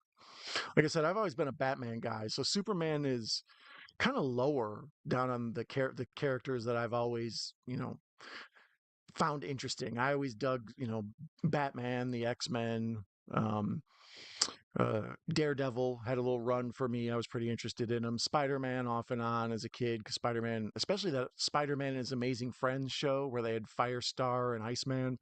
I used to love that. And then they used to package it with a little half-hour block with the Incredible Hulk. So all throughout my life, the superheroes have been there, but Superman, I don't know. He was, even though he's one that's maybe been done the most, he's the one I sort of connect with, not the least, but pretty damn low. As I mentioned, he's the idea of Smallville is more interesting to me because he's developing his powers or whatever. But otherwise, he's Superman. He should never lose ever. Like the idea that even some of these off-brand villains are kicking his ass in this just feels strange to me. Sonny says Abby is a blaxploitation horror film. Full Moon was going to do a Doctor Strange movie, but after they lost the rights, they made Doctor Mordred. That's the one I was thinking of. Yeah, which is their version of Doctor Strange. Um, uh, was Stuart Gordon have something to do with that? I think. Um, but yeah, that one's a weird one. There's an old '70s Doctor Strange movie. It was made for TV, and the guy who plays Doctor Strange looks kind of like a knockoff Magnum PI or something. He's got like a real cheesy '70s mustache and all this. Um, and it's real funky groovy. Um, Doctor Strange is a character until he showed up in the multiverse of madness and all that until Benedict Cumberbatch. He's a before that guy, before he showed up, before Sherlock Holmes showed up. Uh, Doctor Strange was always one of my favorite low key weird ass characters that I didn't think would ever end up on screen. So to see him there with all his like hypnotism and opening up portals to other worlds and stuff, it was crazy to me. It was like, wow, I didn't think I would ever see that on film. Same with the Flash's ring. I watched the Flash. The first ever live stream I did was watching Flash for the first time. It's in the. I encourage you to Night Owl Movie Talk and look in the catalog. But on there, I mentioned I kind of wanted to, if nothing else, than just see the Flash's uniform or his outfit pop out of his ring and become clothes. Like I didn't think that would be a thing you could ever see in live action. Uh, the clone of Superman made by Lex wasn't that bad done in Superman 4. If you, I will not take Nuclear Man talk. All right, that he doesn't exist. That's not a thing. Nuclear Man is not a thing. I don't believe in it. I'm a nuclear man denier. The way people are global warming deniers or something. They literally just found a Chippendale dancer and were like, you know what? Give that guy some more hairspray and get him out there. Would you clone Ben and Jerry's if you could, and then get your own ice cream company? That's a good use of cloning. Or I would just settle out of court for a whole bunch of caramel core or the chocolate chip cookie dough peanut butter or brownie dough stuff. That's the bomb mix. What's that, half baked or whatever? Heath Ledger Joker was great. Yeah, it was. The Felt Dog couldn't outdance Andy Richter. Holy cow. Andy Richter is the coolest guy. He used to follow me on Twitter, and every now and then I would message him and be like, Andy, you're awesome. And he'd message me back and be like, I know. Like, he's the funniest dude. Like, I don't know. I enjoy Andy Richter. I'd like to see more of him in the world. So I hope he wins it all. Team Andy for Dancing with the Stars, even though I've watched none of it. Here's the scene I was talking about with the Russian roulette. Like this whole movie's been silly and goofy, and there's been lovable dog antics, and we just saw a bunch of monkeys doing a bunch of spamming on computers. It's been total silly goofiness. We just saw an alien baby, and now we see a dude just get capped in the head. Like, damn, the tone changed too fast for me. He blew a guy's brains out in the middle of everything. Like, okay. What is your favorite scene in this? Probably this, because it was so off-putting to me. Like I couldn't believe that's where we got to. Everything else was just like, when he gets punched in the face, it looks rubbery. But sometimes when you read a comic book, there'll be that panel with Superman getting punched in the face and it's, all up in the screen and everything. So it felt like a comic book panel. But I don't know, not many comic book panels do all of a sudden just a dude just got a gun pulled in, like damn. So yeah, I like that, and then I enjoyed the part, like I mentioned earlier, where Superman's depressed and he's sitting in his chair in his apartment, kind of pouting, and then outside the window you can see, I guess it's Mister Terrific and uh, Green Lantern and Hawk Girl out there fighting some interdimensional beast or whatever, and he's just like too lazy to even get in the fight. That felt fun to me.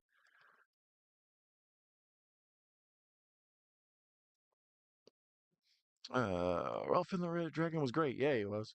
Make Duran Duran biopic. What do you want most from that movie? Which Duran Duran? The Simon Le Bon or the sex guy from Barbarella? Um, no, I would say Duran Duran biopic. I would use old boy from Stranger Things because I'm watching it right now. It's fresh on my mind. There's a dude on there that's got like 80s hair. He looks almost. He has the exact same haircut as Patrick Swayze in Roadhouse. It's like throw that guy in there as a young, I don't know, Simon or what's the other guy, the one with the dark hair? So here, Mr. Terrific's beating the hell out of a whole army camp full of people. And Lois Lane's trapped in her little bubble. This Lois Lane, I don't know about. They didn't give her much to do. She's a good reporter, but she's still kind of just Lois Lane, damsel in distress. At least it isn't her fault. That's what I always disliked about the Margot Kidder one. It was like a lot of times it was her fault. She was getting herself in trouble, and Superman got to go save her. Russell says this film Redwood Massacre is getting good. I'll check it out. Who would you cast from any actor all time great for the next Batman? I don't know. We've discussed this before. I did a whole series where I watched the Nolan Batman movies and then I had Adam West Batman, and we had a lot of Batman talk on this channel for a while. And I don't know who I would cast as a, especially of all time. Nowadays, trying to figure out who to be Batman, they're saying a lot of people want that guy from Supernatural. I don't even know his name. The younger one not the guy that was in the Friday the 13th movie, but the other one. They want him to be Batman. Um, I'm assuming Gunn has already said he's going to go someone not as famous, like not necessarily an unknown, but not a big star. Old buddy who plays Reacher, the big swole guy. I think he wanted to play something in this universe, but he's not going to get to play Batman. I think he wanted it. The one that was in, I can't think of it. These Hollywood swole guys, they're a dime a dozen, I tell you. Um, Here's a funny and cheesy film: is Sundown, a vampire in retreat. A vamp's bit on the sunscreen, wear big on dark glasses. Familiar. Cheese, Sundown, a vampire in retreat. Best superhero villain. Oh man, probably the Joker, right? Like I enjoy Lex Luthor because he's the superior intellect. He represents corporate jerks, right? Like we all get frustrated with the corporate jerks. Even if you are a corporate jerk, there are other corporate jerks that frustrate you. So Lex Luthor being that is pretty, spot on for this modern era of who frustrates us the most. Um, the Joker, just the insanity of it. I just a dude who's nuts and people are scared of clowns already. So just this evil clown and the fact that he has no agenda, he's just completely out of his mind. Um, hmm, hmm, hmm. Green Goblin's pretty awesome. Green Goblin's pretty cool. Um, is Venom a good guy or a bad guy? Um, Firestar was just created for the show. She joined the MCU afterwards. Yeah, yeah. I actually have the original introduction. I think it's 4-issue miniseries where they introduce Firestar. Um, yeah, they basically just wanted like a cute redheaded cartoon character for Peter to maybe have as a sort of a half love interest, and then a love triangle with Iceman. But that's good stuff when you're 10 years old watching cartoons. What Tim Curry have been a good Riddler? Actually, that would be probably a good one. Tim Curry could be anything though. Like I'm a big Tim Curry believer. If you told me Tim Curry was the Penguin, I'd be like, sure, sure, why not?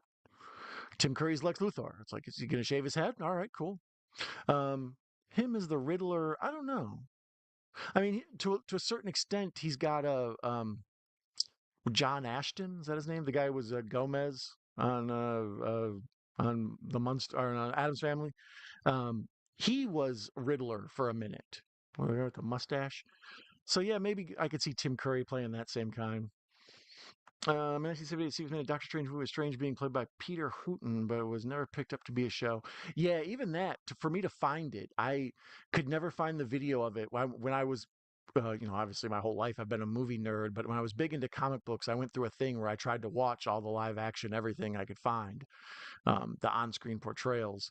And that Doctor Strange I could never find anywhere. And then one night late, 2 in the morning, it was on one of the Bobo channels, it's channel 32 or something, not even like TNT. And I watched it, and yeah, it felt like I don't know, he feels like a failed porn star. He looks like um, what's that guy from the Wonderland Murders? John Holmes. The guy who played Nuclear Man was named. It was not. That's gotta be a lie. Is it? He's beating a girl to a bloody pulp. Oh, the guy in the horror movie you're watching. Would you consider Punisher a superhero? Punisher's an interesting character to me. I wouldn't consider him a superhero, but basically, what Punisher is, I was around like when he got big. Uh, all the superheroes exist, all the, Spider-Man and everybody's out fighting in the middle of the city. And then all of a sudden Rambo shows up. Like that's kind of the idea, the 80s, guns attitude of don't mess with me. Yeah, basically just Rambo or any of those big action stars from the 80s with their ridiculous guns. And that's kind of the idea. It's like, well, just throw them into the mix. Some goon shooting at everybody, kind of creating crossfire while these superheroes are fighting is interesting. Um, and then, there's some stuff where isn't Punisher, doesn't he fight with Spider-Man, a little bit? Um, Is this movie for children? Yeah, that's what I one of my questions I had earlier.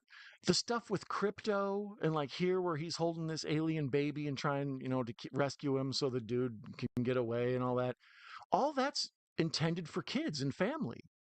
But then the amount of swearing, like I said, old buddy getting just murked in the head, like I mean, that's not anything I want my kids to see.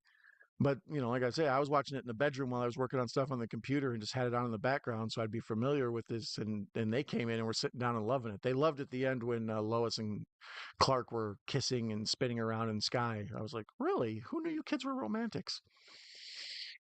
Yeah, I don't know if this is romantic. Roadhouse remake was so bad. I still haven't seen it. The Jake Gyllenhaal one. I kind of want to, just because I've heard it was bad, and I've heard other people who liked it. But I know what Conor McGregor's in it, so I'd kind of like to see it because of that. I'm fading out, folks. Grace Stream, Almighty Isis, or Owl. Thank you, Shazam. Good to have you here, Patrick. I always enjoy my friend Patrick's here. So be sure to give our friend Have Cheetah Will View a look see on his channel. He's always got cool, interesting stuff going on. Fun friend of the Night Owls. Hayride to Hell is a cool Halloween film with Bill Moseley and Kane Hodder. Haven't seen it. Make Marvel's Shazam movie. Adam Beach. Shaman movie. Adam Beach. I don't know if I know Marvel Shaman. Good night, Patrick. John Aston took over Frank Gorshin. Yeah. That's what I was gonna say. At one point, I was like, "Why is Gomez Adams suddenly the Riddler?" Uh, the Watchmen has a great superheroes. Yeah, we did the Watchmen on the channel. That's in the past catalog. Watchmen is it's amazing, like satire while also being a valid superhero property. Like it's mocking superheroes, as I talked about earlier, what not to do, but it mocks it in an intellectual way, not like a pun. And isn't it silly how my bat belt has every capable thing, every possible thing in the world in it? You know that that version is more um what would superheroes do? Who watches the Watchmen? I don't know. So I recommend the Watchmen. I also recommend the Watchmen show. It's I think that's on Max also with Regina King. That one's actually surprisingly really good. Who for the next live action Poison Ivy? I don't know. I mean, obviously the first choice is you start running through famous redheads, but anybody can dye their hair. So I would think, obviously like Emma Stone or somebody like that. Um, but who is modern and young? Because you're gonna want an actress like in her 30s, because she's gonna have to have like her feminine wilds and seductive style about her, but she also can't be like too young where that's not believable, and she can't be too old where that's not believable. So I don't know who's a popular, smooth talking sort of seductress of a woman that you could stick into that role. Megan Fox, would she dye her whole hair red? I don't know. Haven't seen her in too much lately. I think she's faded. I think she's phased her career out. So here, Superman's trapped in this pocket universe. Lex Luthor explains this whole thing where he creates like a small little micro universe, a pocket universe, blah blah blah, and Superman's trapped in it.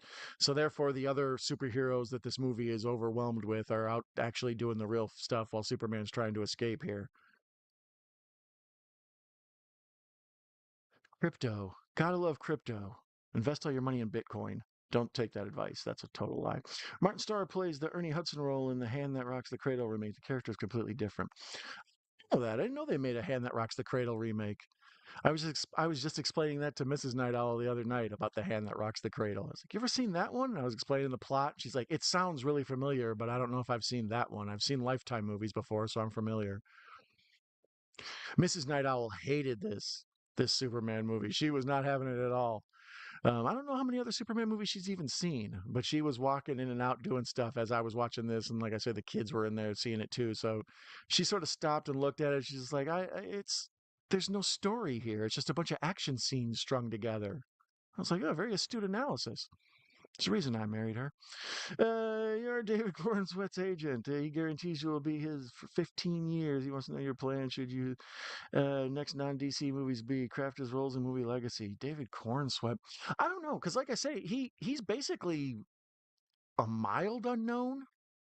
That's a harsh word to use, but um, like I mentioned, the only thing I'd ever seen him in is he's in Pearl. He's the projectionist, and he's supposed to be like just sort of handsome, seductive guy. Like not to over abuse that word, but yeah, that's kind of his role. He's just supposed to be like a handsome guy that lures Pearl to into that situation. But other than that, he's like in what Twisters, and I never saw that. And everything else he's in is like smaller stuff. So I don't know, like for example, would Henry Cavill be Henry Cavill if he was never the Man of Steel? Like I would think he would, because he was in what Mission Impossible and some other stuff. I'm not sure about David Cornsweet. Like I don't know if he would. I don't know what his career would be without this. It's hard to guess. Like I'm assuming, he could pick up a role in the updated version of I Know What You Did Last Summer or the next Scream movie or whatever. He could just be generic handsome guy B. Um, I don't know. Some of these shots of crypto, like it's clearly all CGI. And when they show them, every now and then you catch it being CGI. But it's most of the time you don't, which is pretty impressive because there was a period there where CGI was wonky and they tried to make everything CGI and it just didn't work. So to have this character like this look real, that's pretty cool. Um, yeah, David Cornswell will be in Age of X 15 years, not DC movies. Yeah, I don't know. I mean, he can obviously do action roles. That's always available for guys like that. He could play, probably try to get a series role where he plays, um, what's his name from the Tom Clancy stuff, The Hunt for Red October and all that. He could play that type of role, the old Alec Baldwin role. Um, so here's where Luthor, I mentioned earlier, he kind of has this bimbo with him, the same way Miss Tessmacher was in the first couple, and he throws a pencil at her out of anger, and she gets so mad she like snitches out his whole plan to Jimmy Olsen. Ladies' man, Jimmy Olsen. Mm, Sophie Thatcher, Poison Ivy. What's that new lady that everybody talks about that I wouldn't be able to pick out of a lineup? Sydney Sweeney. Is that her name? Sure. I don't know. Isn't that the new like sexy lady that everybody talks about? I heard she had some sort of controversy with billboards or advertising or something, and I know my friend Professor Macabro has spoken pretty highly of her.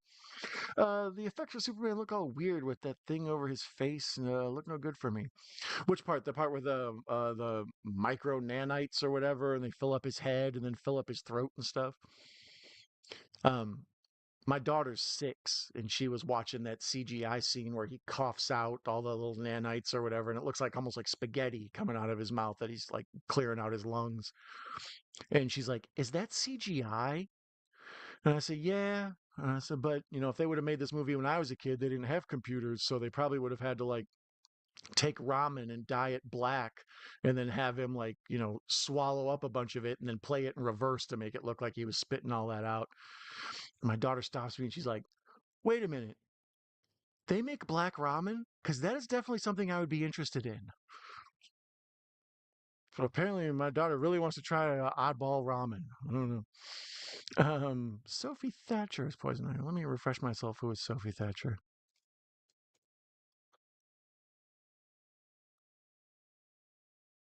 Oh yeah, her. Yeah, I could see that. Um, the companion lady. Yeah, that's what I know her from. Companion. Companion was good. I enjoyed the hell out of that. Um, yeah, I'd be afraid they'd give it to what's her name? Maxine. Mia Goth. She's kind of the darling of the moment. It's like, oh, she's got an edge to her. But yeah, I would think that Sophie Thatcher. That's a pretty good pick. I want real dog, not this muffo. Yeah, occasionally, like I say, sometimes from the wide shots, it looks really good. Like it doesn't look like bad CGI. Like for a long time, they had trouble getting animal movement right, and and when things jumped and landed, they always look wrong. That's still the main problem with CGI. The physics aren't quite there yet. The weight of something doesn't look correct when it lands. Um, but in this, some of the wide shots, the dog looks really good to me. But then when they do like a close up, like just there, she was flying a little spaceship thingy, and the dog hopped up on her lap. Like how dogs do when you get in the car, they want to sit on your lap while you drive and stuff. I thought that was like kind of a funny moment. But then when you see the dog, you can kind of tell from the glint in his eye and stuff. It's like, no, those are all pixels. There's a shout out. One of my favorite things from the original old school Superman, the Christopher Reeve, uh, uh, Gene Hackman, and Ned Beatty. When they're talking about the original plan to like have a earthquake that breaks off California, and then Luthor buys up all the land on the other side of what would break off. We see a little map of what the new West Coast will be, and it's all owned by Lex Luthor. And there's one little town, Otisburg, and that always made me laugh out loud as a kid. That just Otis came in with a marker and wrote Otisburg.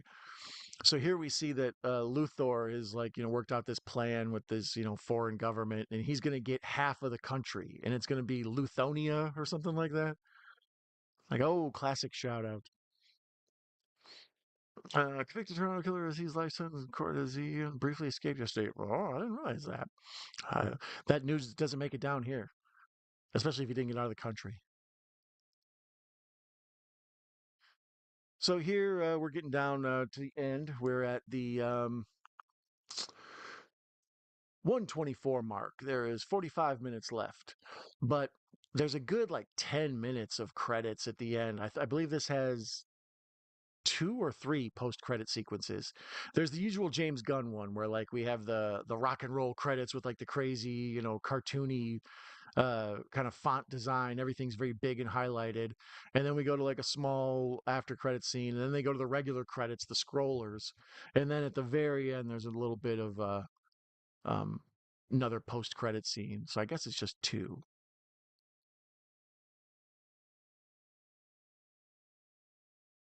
Yeah, I don't know. All this stuff with there's just so much in this. That's all I keep saying. It's like going to a buffet and just piling your plate up with everything, whether it goes together or not. Here's Superman all beat up back in Kansas. He's got Crypto with him acting the fool. And I can't believe the choice for his parents. Like normally his parents are usually some big deal actor or actress.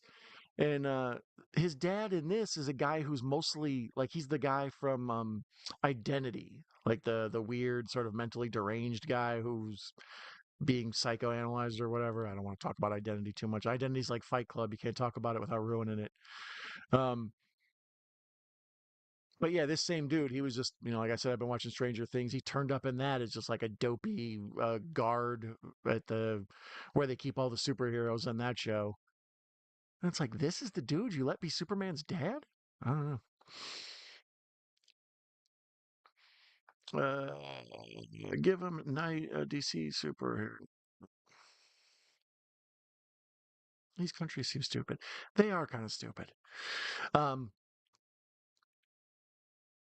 yeah, I don't know. This part, I keep thinking back to like some of the when I was watching this the first time. I was thinking back to like the silliness of Batman versus Superman, and the whole thing was like, "Your mom's name is Martha. My mom's name is Martha." Like, wow, let's work out our differences. We both have a prominent Martha in our life. So in this one, the Kansas stuff, I don't know. It slows the movie down. Like he gets a chance to lick his wounds, which is good, and then he gets the fatherly talk, which is good. And then there's the whole thing where his parents in Krypton sent him here, and they were like these super beings and yada yada. But at the end, he thinks about his Earth family because that's what really matters to him. And the his adopted parents were more his parents than his biological parents and stuff. So there's a lot of like touching heartstring stuff in here. But the movie does kind of just like take a detour. It pulls over at a rest stop before we get on the on ramp for the third act. Yeah, old buddy's got the crazy eye and stuff. It's a weird choice for Superman's dad.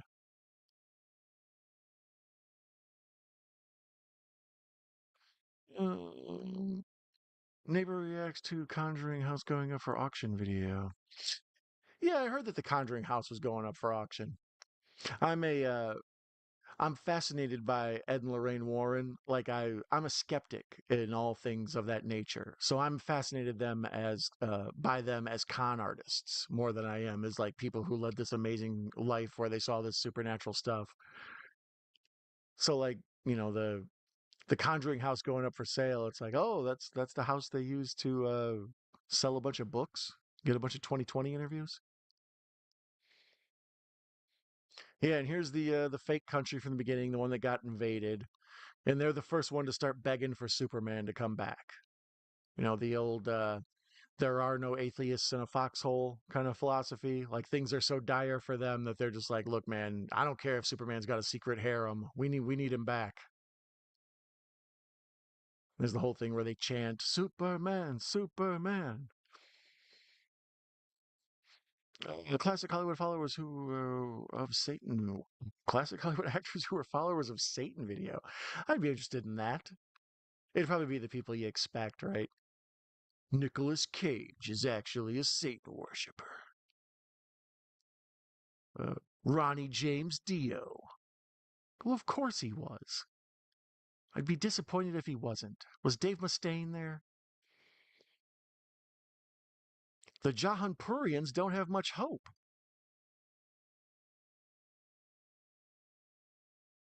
But this dude is good, though. I could see how you could get the Superman vibe in a casting from him. He's facially, he looks a little bit like Henry Cavill.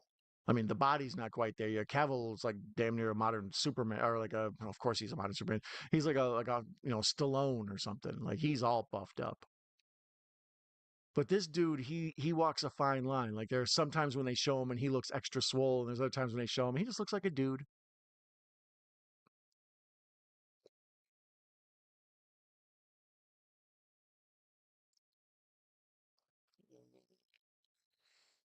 Albert Brooks is Brainiac. Stacy, you have good ideas. Has anyone let you know you have good ideas? I'll take Albert Brooks as anything. I'll take Albert Brooks as Jor-El. I'll take Albert Brooks as Lex Luthor. I would take Albert Brooks. I'll take him as Perry White or J. Jonah Jameson. Quick, what are the differences between Perry White and J. Jonah Jameson? Nothing. No, Perry White is supposed to be more chill. And that's kind of why I don't know about this Perry White that much. He gives off a J. Jonah Jameson vibe.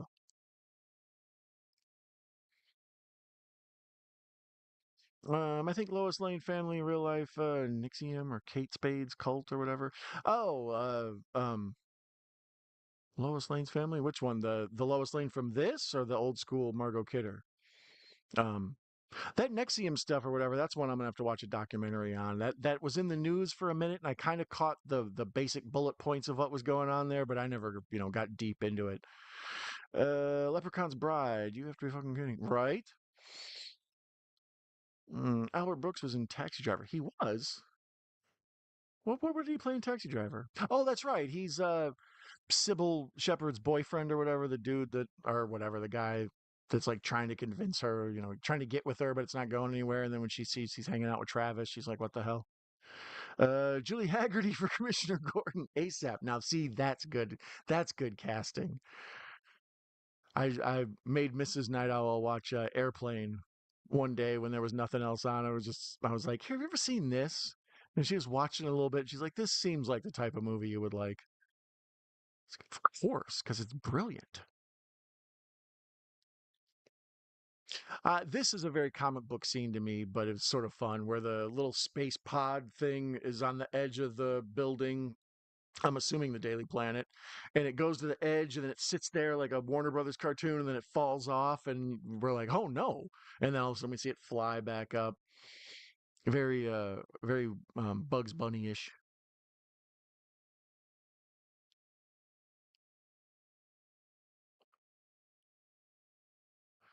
So yeah, this big gap that's part of the plot of the end of the movie is Lex Luthor basically like rips this dimensional, you know, chasm that just starts tearing apart the Earth, and right now it's going through Metropolis, which apparently, according to this movie, Metropolis is in Delaware. I was unaware. Um, I always thought Metropolis was like sort of a generic knockoff of New York, the great metropolis, the Big Apple, and then Gotham was supposed to be probably Chicago. You know, that's the way I always took it. But according to this, this is in Delaware because we see some license plates on some cars that say Delaware, and then they make reference at one point that Gotham isn't that far.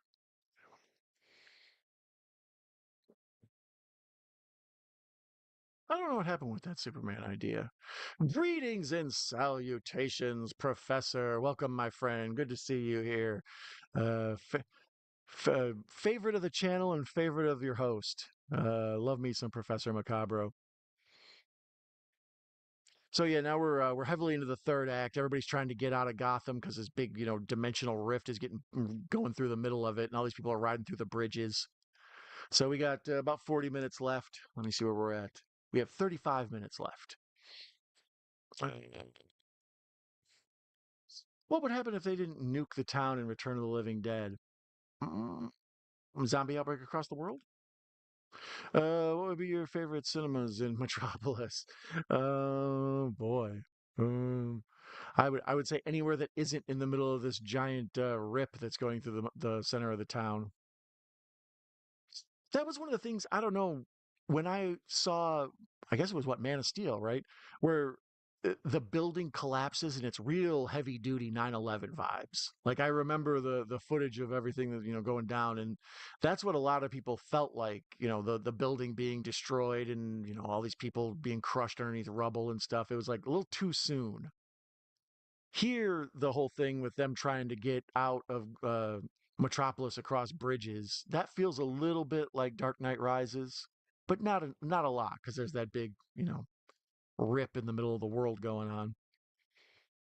So here's the fight in the baseball stadium. This is kind of a cool scene.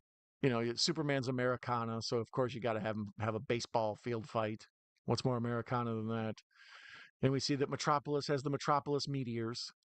Earlier, we see Smallville, the local high school, is the Giants. Get it? Smallville Giants.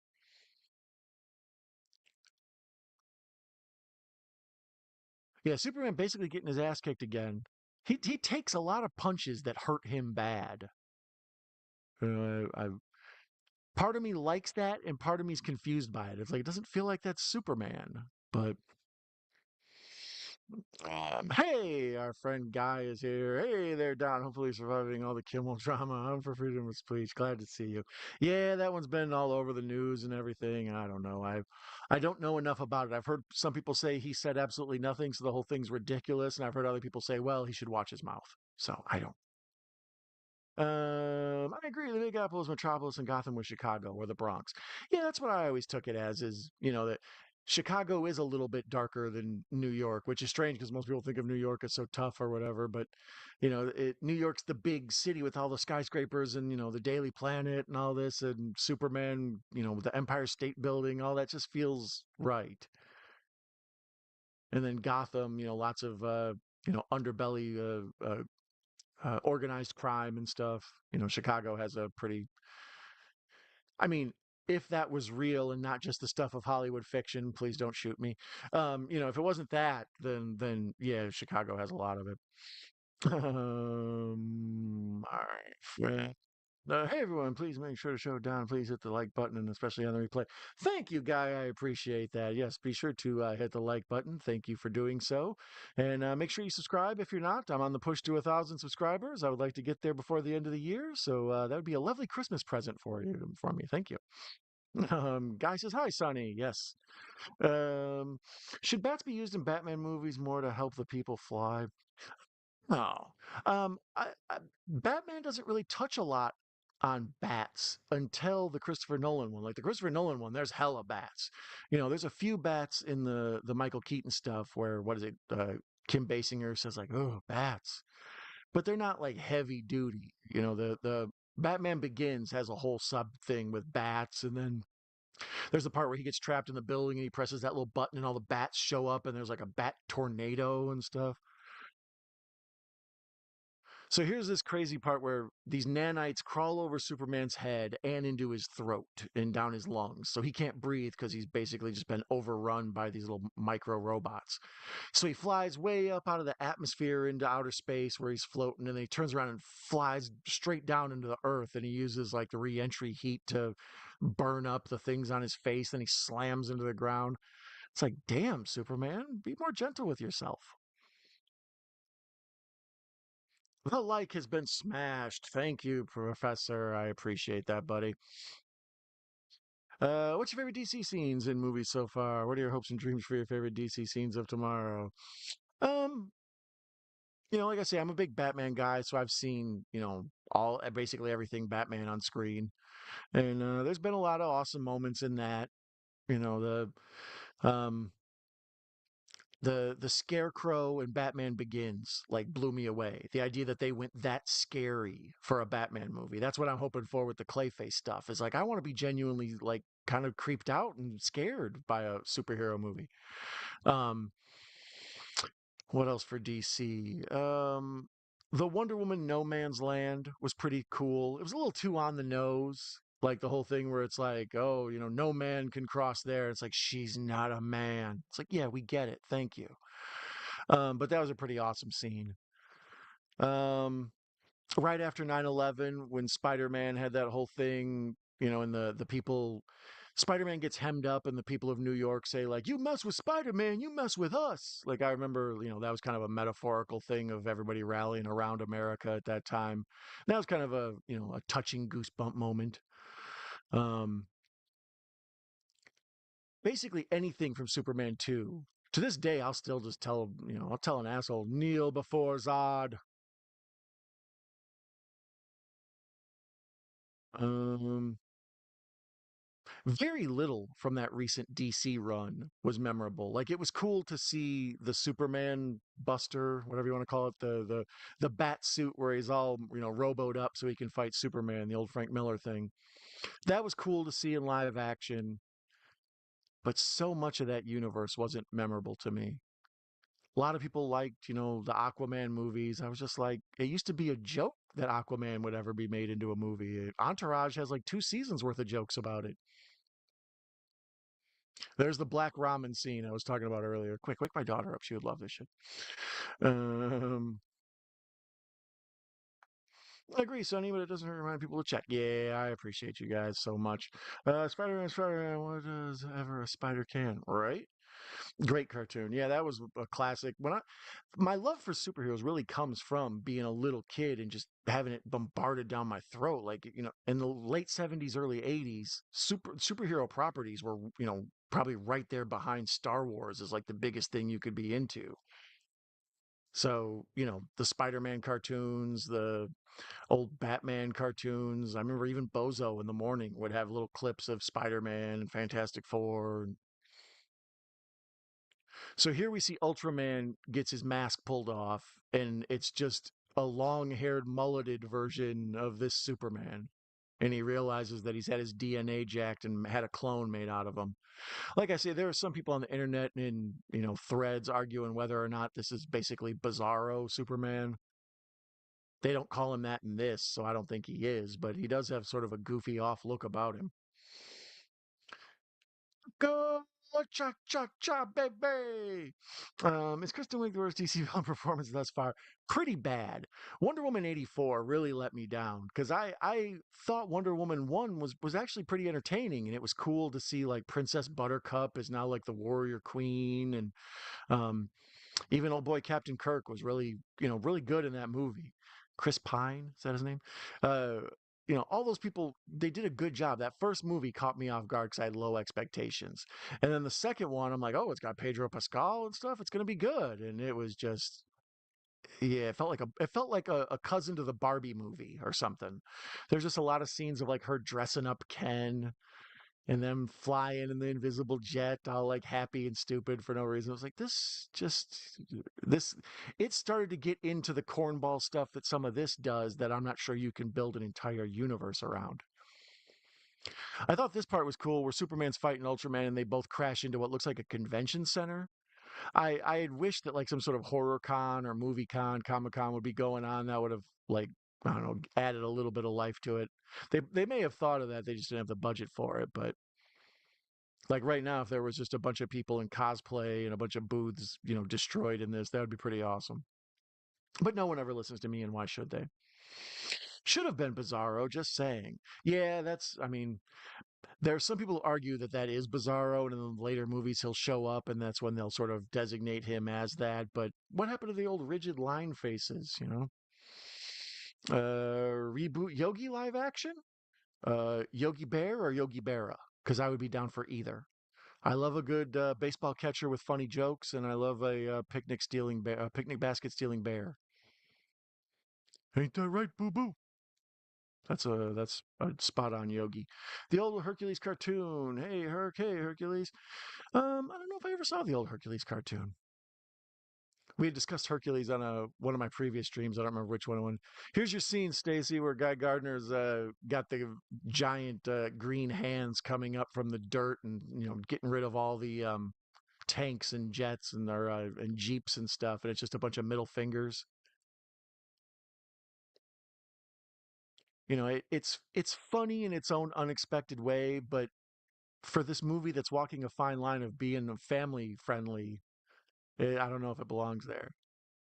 This movie is the also a bit of trivia, the highest selling digital download movie of all time. When it was in the theater, we discussed it made more than 600 million at the box office, and then it went quick to the digital download stuff. It was on Prime to buy, like it was on the splash page of whenever I'd turn on my Fire Stick every time, and they hit you with the good hustle. 19.99 to rent it for 48 hours. And if you're going to take a family like me, I got, three kids, a missus, me. By the time I take all of us to the movies, that's 30, 40, 50 bucks depending on what extras I'm getting there. So 20 bucks to watch it at home isn't a bad deal, but they'll sell it to you for 25. So for that extra $5, you don't have to worry about your 48-hour Snake Plissken window going to close on you and your neck's going to explode. I don't know. This Superman is kind of wonky looking. The one that may or may not be Bizarro Superman. He's got like one eye that's kind of off. He looks like Pennywise, and then he's got that weird mullet that I had mentioned before when Superman died, and they had the replacement Superman. What's his name? John Steele and Kid Lightning, Lightning Kid, whatever the hell his name was. That's what this one feels like. That when Superman comes back and he's got the dumb mullet. Uh, Let's see here. Echo off topic. 20 years ago, I had a miniature Spider-Man snow globe, and whenever you wandered up and played music for Spider-Man, Spider-Man song played. Sadly, fell off the speaker and no more. That's a sad tragedy. That's a fun snow globe. What is most needed on a utility belt? Swiss Army knife, right? Or I have a thing called a Leatherman. It's called. It's like a pliers, and you open up the handles, and inside the handles, there's a bunch of tools. So the more tools you can get crammed into the smallest amount of space. Uh, it seems like shark repellent would be very low need, but I've seen Batman need shark repellent. So, it's hard to say. Uh, Hunter Iggy, welcome, Hunter. I don't know if I've talked with you before, but if I have, I apologize. If not, welcome. Now we talk. What are your thoughts on the Man of Tomorrow for James Gunn Superman movie? Yeah, I mean, I guess that's the new one coming out in 2027. I hadn't even heard it. I knew they greenlit a second one, but I didn't know it had a name or anything. And when I was, checking the budget and stuff for this, when I was talking, so I could be prepared for you guys, uh, that's when I noticed it was coming out. I'm amazed at how fast the turnaround is. It'll be basically 2 years and it's right back out. And this movie cost more than 200 million to make, which meant that production was a pretty damn big deal. So they must have the script already fleshed out, at least the treatment, so they know where they're going. Um, I it kind of comes down to what we've been talking about this whole time. The tone of this is a fun movie. I enjoy it. I'm not sure the tone of it can be stretched out and spread out over 10, 15, 20 movies the way like the Marvel universe was. Um, Also, superhero fatigue is real. So much of the audience that used to be there for this stuff just might not be anymore. They've seen so much of it; it's not a cool novelty anymore. Um, but I do trust that James Gunn knows comic books and he will make things that feel like comic books. Whether or not they translate to cinema is yet to be seen. Um, I've been mentioning I'm more excited for anything than the Clayface movie. That'll really let me know where we're at. Like with Constantine or something. Like how much horror are they actually going to have in this universe? Um, make a cocaine bear like movie with Yogi Bear. He got a taste for picnic basket and he craves no more. Yeah, there's not enough cocaine bear ripoffs, which is a lie because there are a million cocaine bear ripoffs. You guys ever seen Crackoon? We need to watch Crackoon on the show sometime, just for nothing else, and to just have the description of, hey, let's watch Crackoon.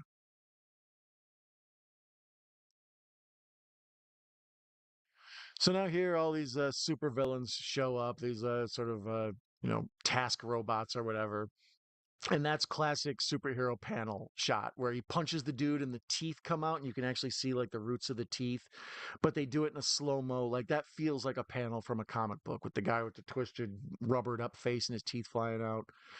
And now here, Superman takes out a good 300 villains with his laser vision spinning around. Heaven forbid, though, I imagine he probably hit a plane or two. Just a complete 360 spray of heat vision ray. A helicopter for sure got taken out. Um, Sell custom utility belts. They should, right? I would need ranch dressing on mine. I would need uh, peanut butter. I wouldn't eat the peanut butter with the ranch dressing, but those two things work for just about anything. Wow, thank you, everyone. Like shown from 6 to 14. Seriously, I appreciate it. Great dude. Oh, caveman. Thank you for showing up, guy. You're awesome, buddy. Yeah, I thank all of you for hanging out tonight and watching this with me. Like I say, superhero fatigue is real, but I also wanted to do something that was more recent. The most recent watch along we've done was all the way back like a year or two ago when I watched Late Night with the Devil. Other than that, it's all like 80s and 90s stuff. So, I thought I would do something new. I'd talk about the direction of the superhero movies, coming up and the stuff in the past. Somehow I've seen almost all the Marvel stuff. There's a few handful of things I haven't seen here or there. Shang-Chi and the Immortals and the Eternals, the low brand stuff. But all the rest of Phase 1, 2, 3, all that I've seen all those. I never saw Quantum Mania. I didn't see that. And then as far as DC goes, like I've never seen Blue Beetle. They're talking about making a Booster Gold cartoon or a movie or a show. It's like, really? So I don't know. A bunch of these characters that they're bringing out and dusting off. They're for the hardcore fans, and I'm not sure the everyday fans care about Mr. Terrific and stuff. Press one if James Gunn pocketed money that was to be used for visual effects. Yeah, I don't know. I mean, it watching this movie, I felt like it cost a lot of money because it goes all over the place and the camera work is good. And, the stuff in the Fortress of Solitude, obviously they had to go to a pretty damn snowy location. But you can do so much with green screen nowadays. And what do video effects artists cost? I know they're always getting ripped off. And some movies like this have like 50 and 60 VFX artists and stuff. So, like, what do they make? So guessing budgets in a digital CGI world is really hard for me. Stuff prior to Jurassic Park, it's kind of easy to tell if the budget was a lie or not because it's like, well, yeah, they had to do all this. There's all these stunts. There's all this stuff they blew up. But here, it's like I don't know what they blow up and what was a cartoon. So here at the end, we see Crypto fly in and beat the hell out of Lex Luthor. Which is weird because you kind of want Superman to punch Lex Luthor right in the face. This whole movie, he's ruined his life and everything. And at the end, it's like, nah, he just lets his dog beat him up. Good boy. He's a good boy.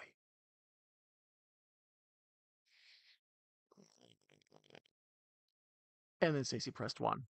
And I know James Gunn said we'll have different tone for Man of Tomorrow. Yeah, I don't know. Uh, I'm trying to think of what like Slither feels like it's in this universe, and Suicide Squad, though James Gunn one, feels like it's in this world, and Guardians, like they all feel like they're in James Gunn's world.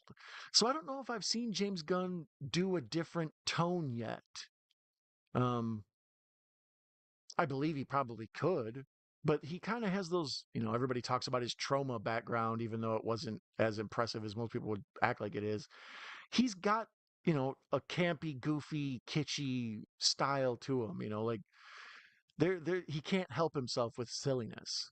So I don't know if how straight of once again, going back to I'm dying to see what they do with the damn Clayface thing.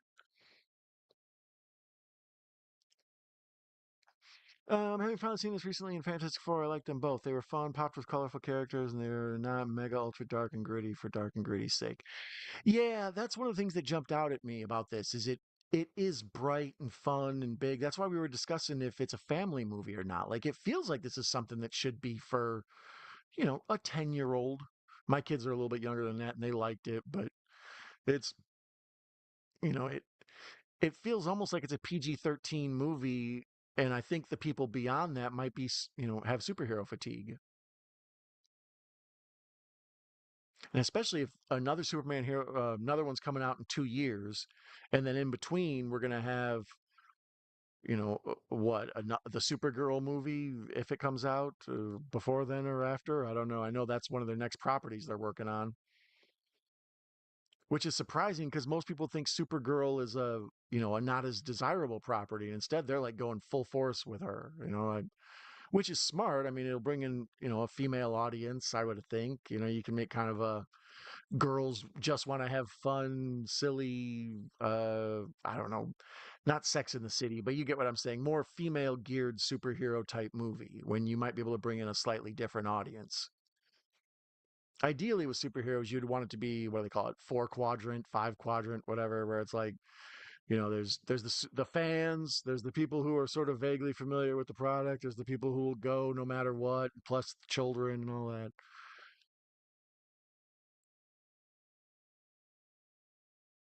So now we're wrapping it all up. We see Luthor's been arrested. The monkey troll farm he had posting stuff about Superman online all day long is being chased away by Crypto.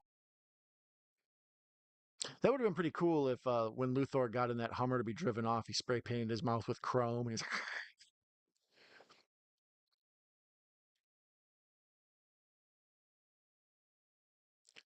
flying Crypto fighting with monkeys.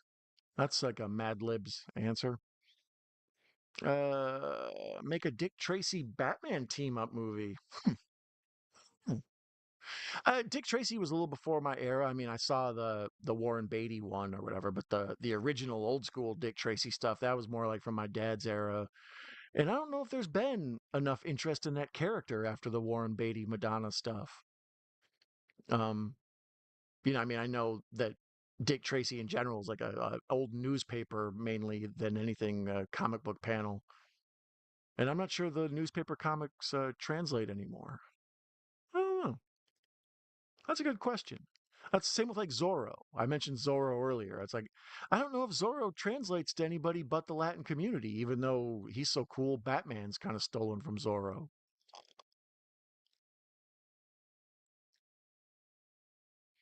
Speaking of the Latin community, tomorrow I have to go to open house at the school. My daughter is giving a speech. Well, they have to do presentations, and hers is on the Dominican Republic for Hispanic Heritage Month. So keep your fingers crossed to give a shout out. Little warm wishes for my little 6-year old as she stands in front of a room of 100 people and says something nice about the Dominican Republic.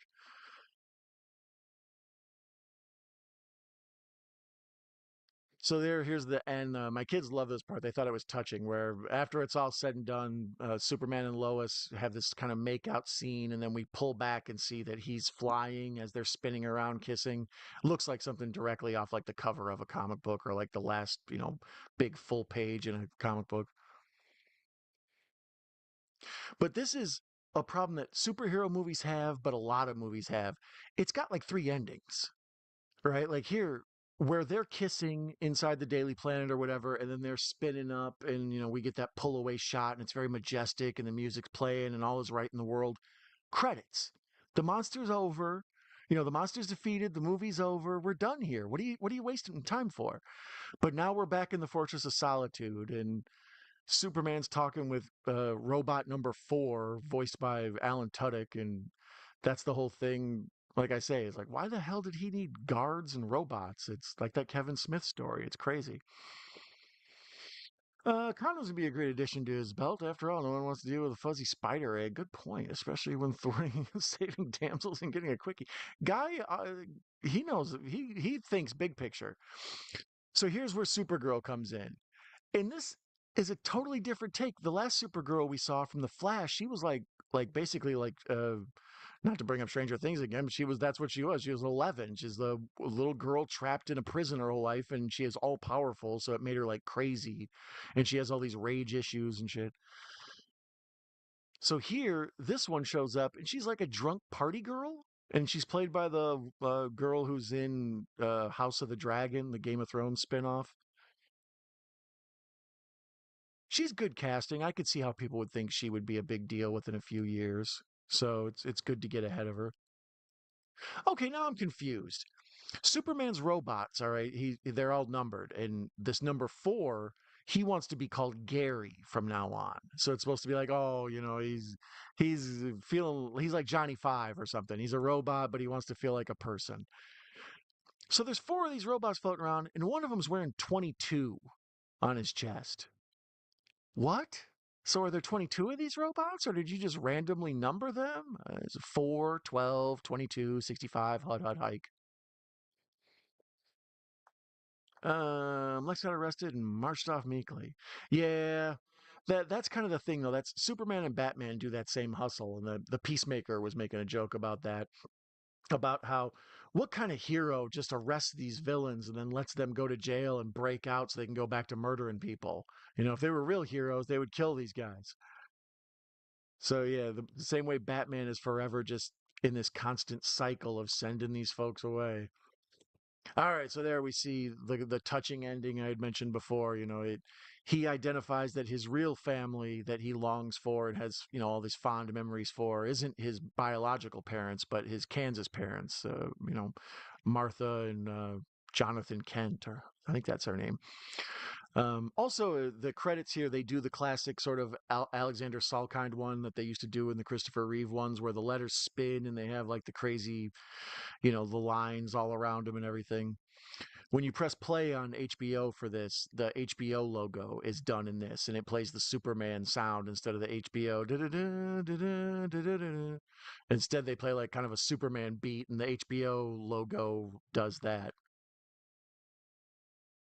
They know that they need to make money off of this. And as I mentioned earlier, I'm not sure that we will get to see any of what we talked about before with how is this universe going to go? What are they going to do in the future? Because Warner Brothers is currently getting bid on. Paramount's already got a bid in. I think Netflix is preparing to have a bid. So, like, Netflix wants to buy all of Warner Brothers and have it, for Netflix. And if that's the case, Netflix isn't big on theatrical. Like a lot of their stuff is just obviously for Netflix. They have little theatrical releases so they can be eligible for awards and stuff. But Warner Brothers movies, those are big screen movies. So the idea that Warner Brothers would then get pulled back and be just like in your home on your TV, that feels weird. Um, if Paramount gets them, that's going to be crazy because they just had a different merger. And if Warner Brothers gets bought, does that include HBO? So, like, does everything that's Warner Brothers migrate from HBO Max to Netflix, except all the HBO content stays? Like, I don't know. With this Warner Brothers sale coming, things could get weird. And one of the things that people worry about is if a new owner comes along, are they going to let James Gunn finish his, world?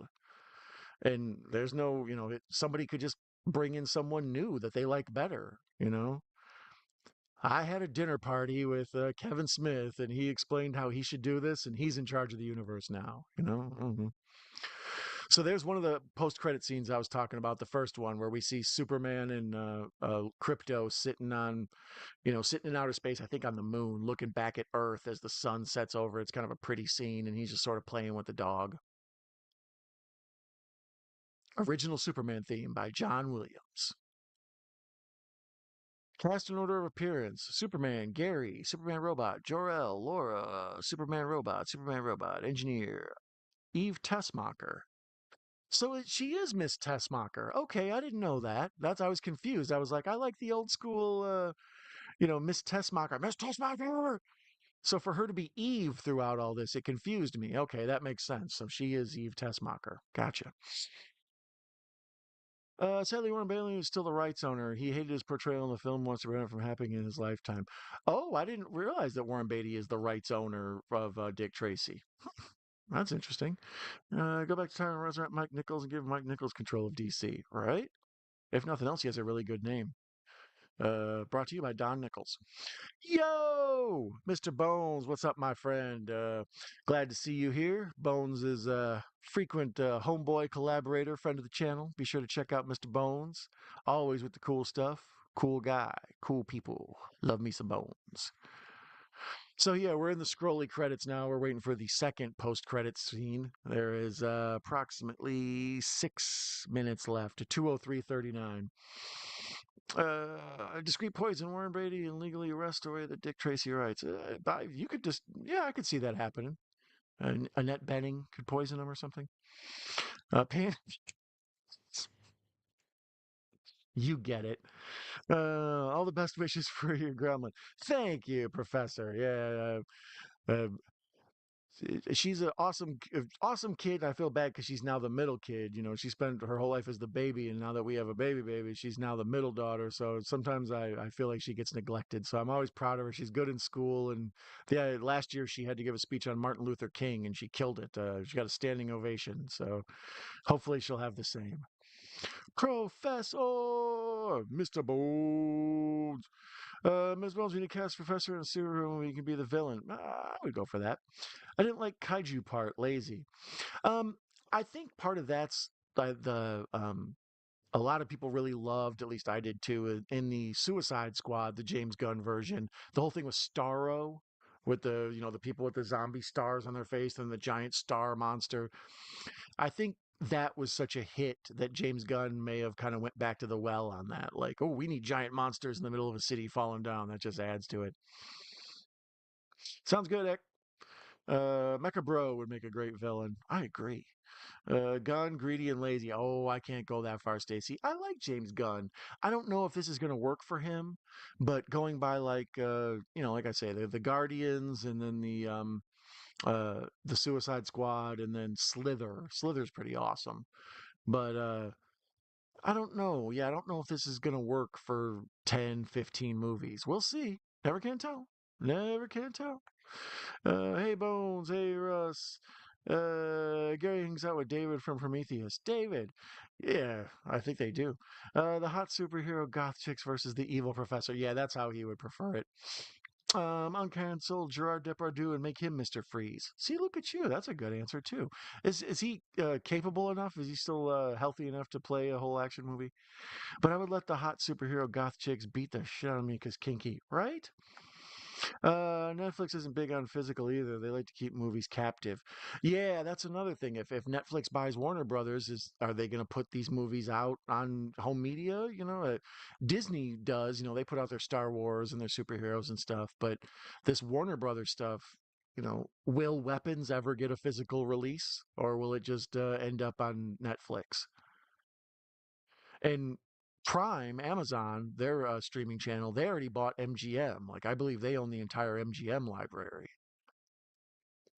It's weird because my whole life, the studios have been the studios, the Warner Brothers, the MGM, Lionsgate, Universal, all these things.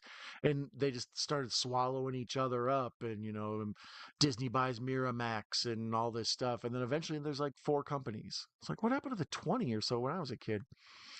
And I think that would be Les Luthor, Mojo Jojo. Oh, Mojo Jojo. Mojo Jojo is one of my favorite heroes. Mojo Jojo is my avatar for HBO Max when I log in. Don, good morning. Pugwall, welcome. Actually, I was thinking about you earlier today when I was watching this. Uh, I think I have the same exact review as you. I liked this movie. I didn't love it. It was fun, but I have kind of questions. I would recommend it to other comic book movie fans, but I'm not sure I would recommend it to somebody who's seen way too many comic book movies at this point. My mom might like it. You never can tell. But anyways, Matt, welcome, buddy. It's good to see you. 3BB for life. Sup, pugs? About uncanceling a guy who committed SI. Well, I don't know. I would rather not. Hey, everyone, Professor. Oh, well, let's see. Mr. Bones, Echo. Hello, mate, Matt, Sonny. Do you like fish and chips? Of course, I like fish and chips. They're delicious. Stacy. Subscribe here to Bones. Anyone else subscribe to Bones? Yes, definitely subscribe to Bones. Bones is the man. I'll have to go back and watch this whole stream. Thanks for your lovely comment on my Superman video, Don.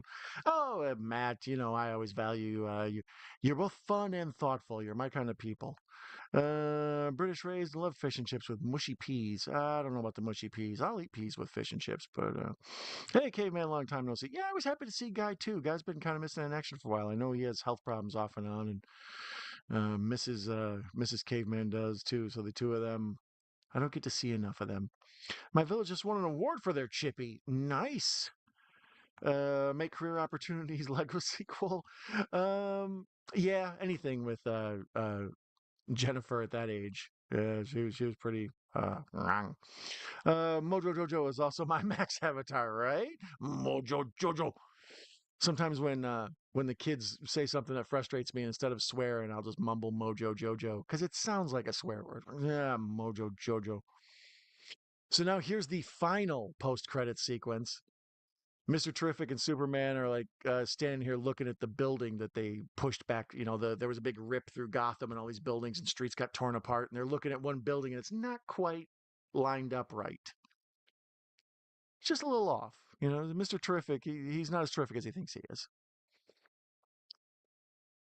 So glad we had this time together. Stay healthy, stay safe, stay strong. Good night, Don Chat. Good night, Russell. Thank you for joining me. You are always the man. I was hanging out with Russell over in Texas Stream earlier, so I've been hanging out with Russell for hours now. Apple is the worst. Still feels like you have Coda, an Oscar winner a few years ago. I highly recommend watching the film. I heard Coda was good. What is it? Children of Deaf Adults or whatever. Yeah, I remember that was like a big Oscar film. Uh, so here's the DC version. Well, this is for the Safran Company, but the DC version of the comic book panels that Marvel has made so famous. David Cornsworth says no to next movie. Who's better for the next Superman? Steve Buscemi or Tim Roth? Buscemi all the way. Mushy, lol. 3BB fans look at the film on a deeper level. Best scene is where he crashes in to get his dog. Damn near broke me. Extra star. Yeah, I like the part where he's explaining how the dog is out there lost, and he's like, he's out there and he's alone, and I'm worried about him. Like, he's Superman, but he's worried about his dog. Where is Super Dog? Oh, he's fine. Night Russell. Or are you talking about Marcy? Gotta get to sleep now. Glad I could get you for the end here. Keeping on being cool, everyone. Professor, it isn't a party without you. Thank you so much for joining. You completed the evening, my friend. Why can't soups be blonde? I don't know. I was mentioning earlier, I was like, what if I'm glad they didn't do like a race swap. Everything's a big race swap now. So I was like, this would be the perfect time in history to try to hand us a black superhero or black Superman and not John Steele, like, a black dude playing the role. And I started researching this, and sure enough, Michael B. Jordan was one of the first guys they considered for the new Superman. So I don't know. Only thing I watched on Apple was the studio. Surprised myself by watching it all. I have never had Apple. I think I had it for a free 7-day trial or some crap and used that up. What's the one they have on there that I think M. Night Shyamalan has a show, and then there's a what's it called, Severance or something? Is that the good one on there I'm supposed to watch? I haven't seen that yet. Yep, that whole part, you get it. He's scared. He's alone. Yeah, it's dog lovers. They get it. It's like, oh, my little guy's out there. I'm worried about him. Gotta have mushy peas with fish and chips. 90s Superman, Brendan Fraser, Lois Lane, Annabelle Shiara. Ooh, Brendan Fraser, yeah, I guess, it's when Brendan Fraser had that George of the Jungle phase, that was one of the most amazing body transformations I'd seen since De Niro in Raging Bull. since Christian Bale in the jacket. Like Brendan Fraser was always kind of half dopey, and kind of like, pudgy and husky or whatever. And then when he got to that George of the Jungle, like that still looks like airbrushing or something. Like, holy cow, how'd you get that fit, dude? And then, now you see him in The Whale and all these other things, so it's kind of weird. But anyways, enough talking about weird stuff, and we think we've fully exhausted everything there is to talk about Superman and superheroes in general. Thank you so much for joining me. You guys are awesome for tolerating, like I say, superhero fatigue is real. So to sit here and hang out with me and discuss these things is takes a lot of courage and will on your part. The real superheroes are you guys. So I wish you and all you out there, friends, family, foes, all of you, I wish you green grass and high tides forever. Thank you for joining me, and we'll see you again soon, okay? I love you. Bye bye.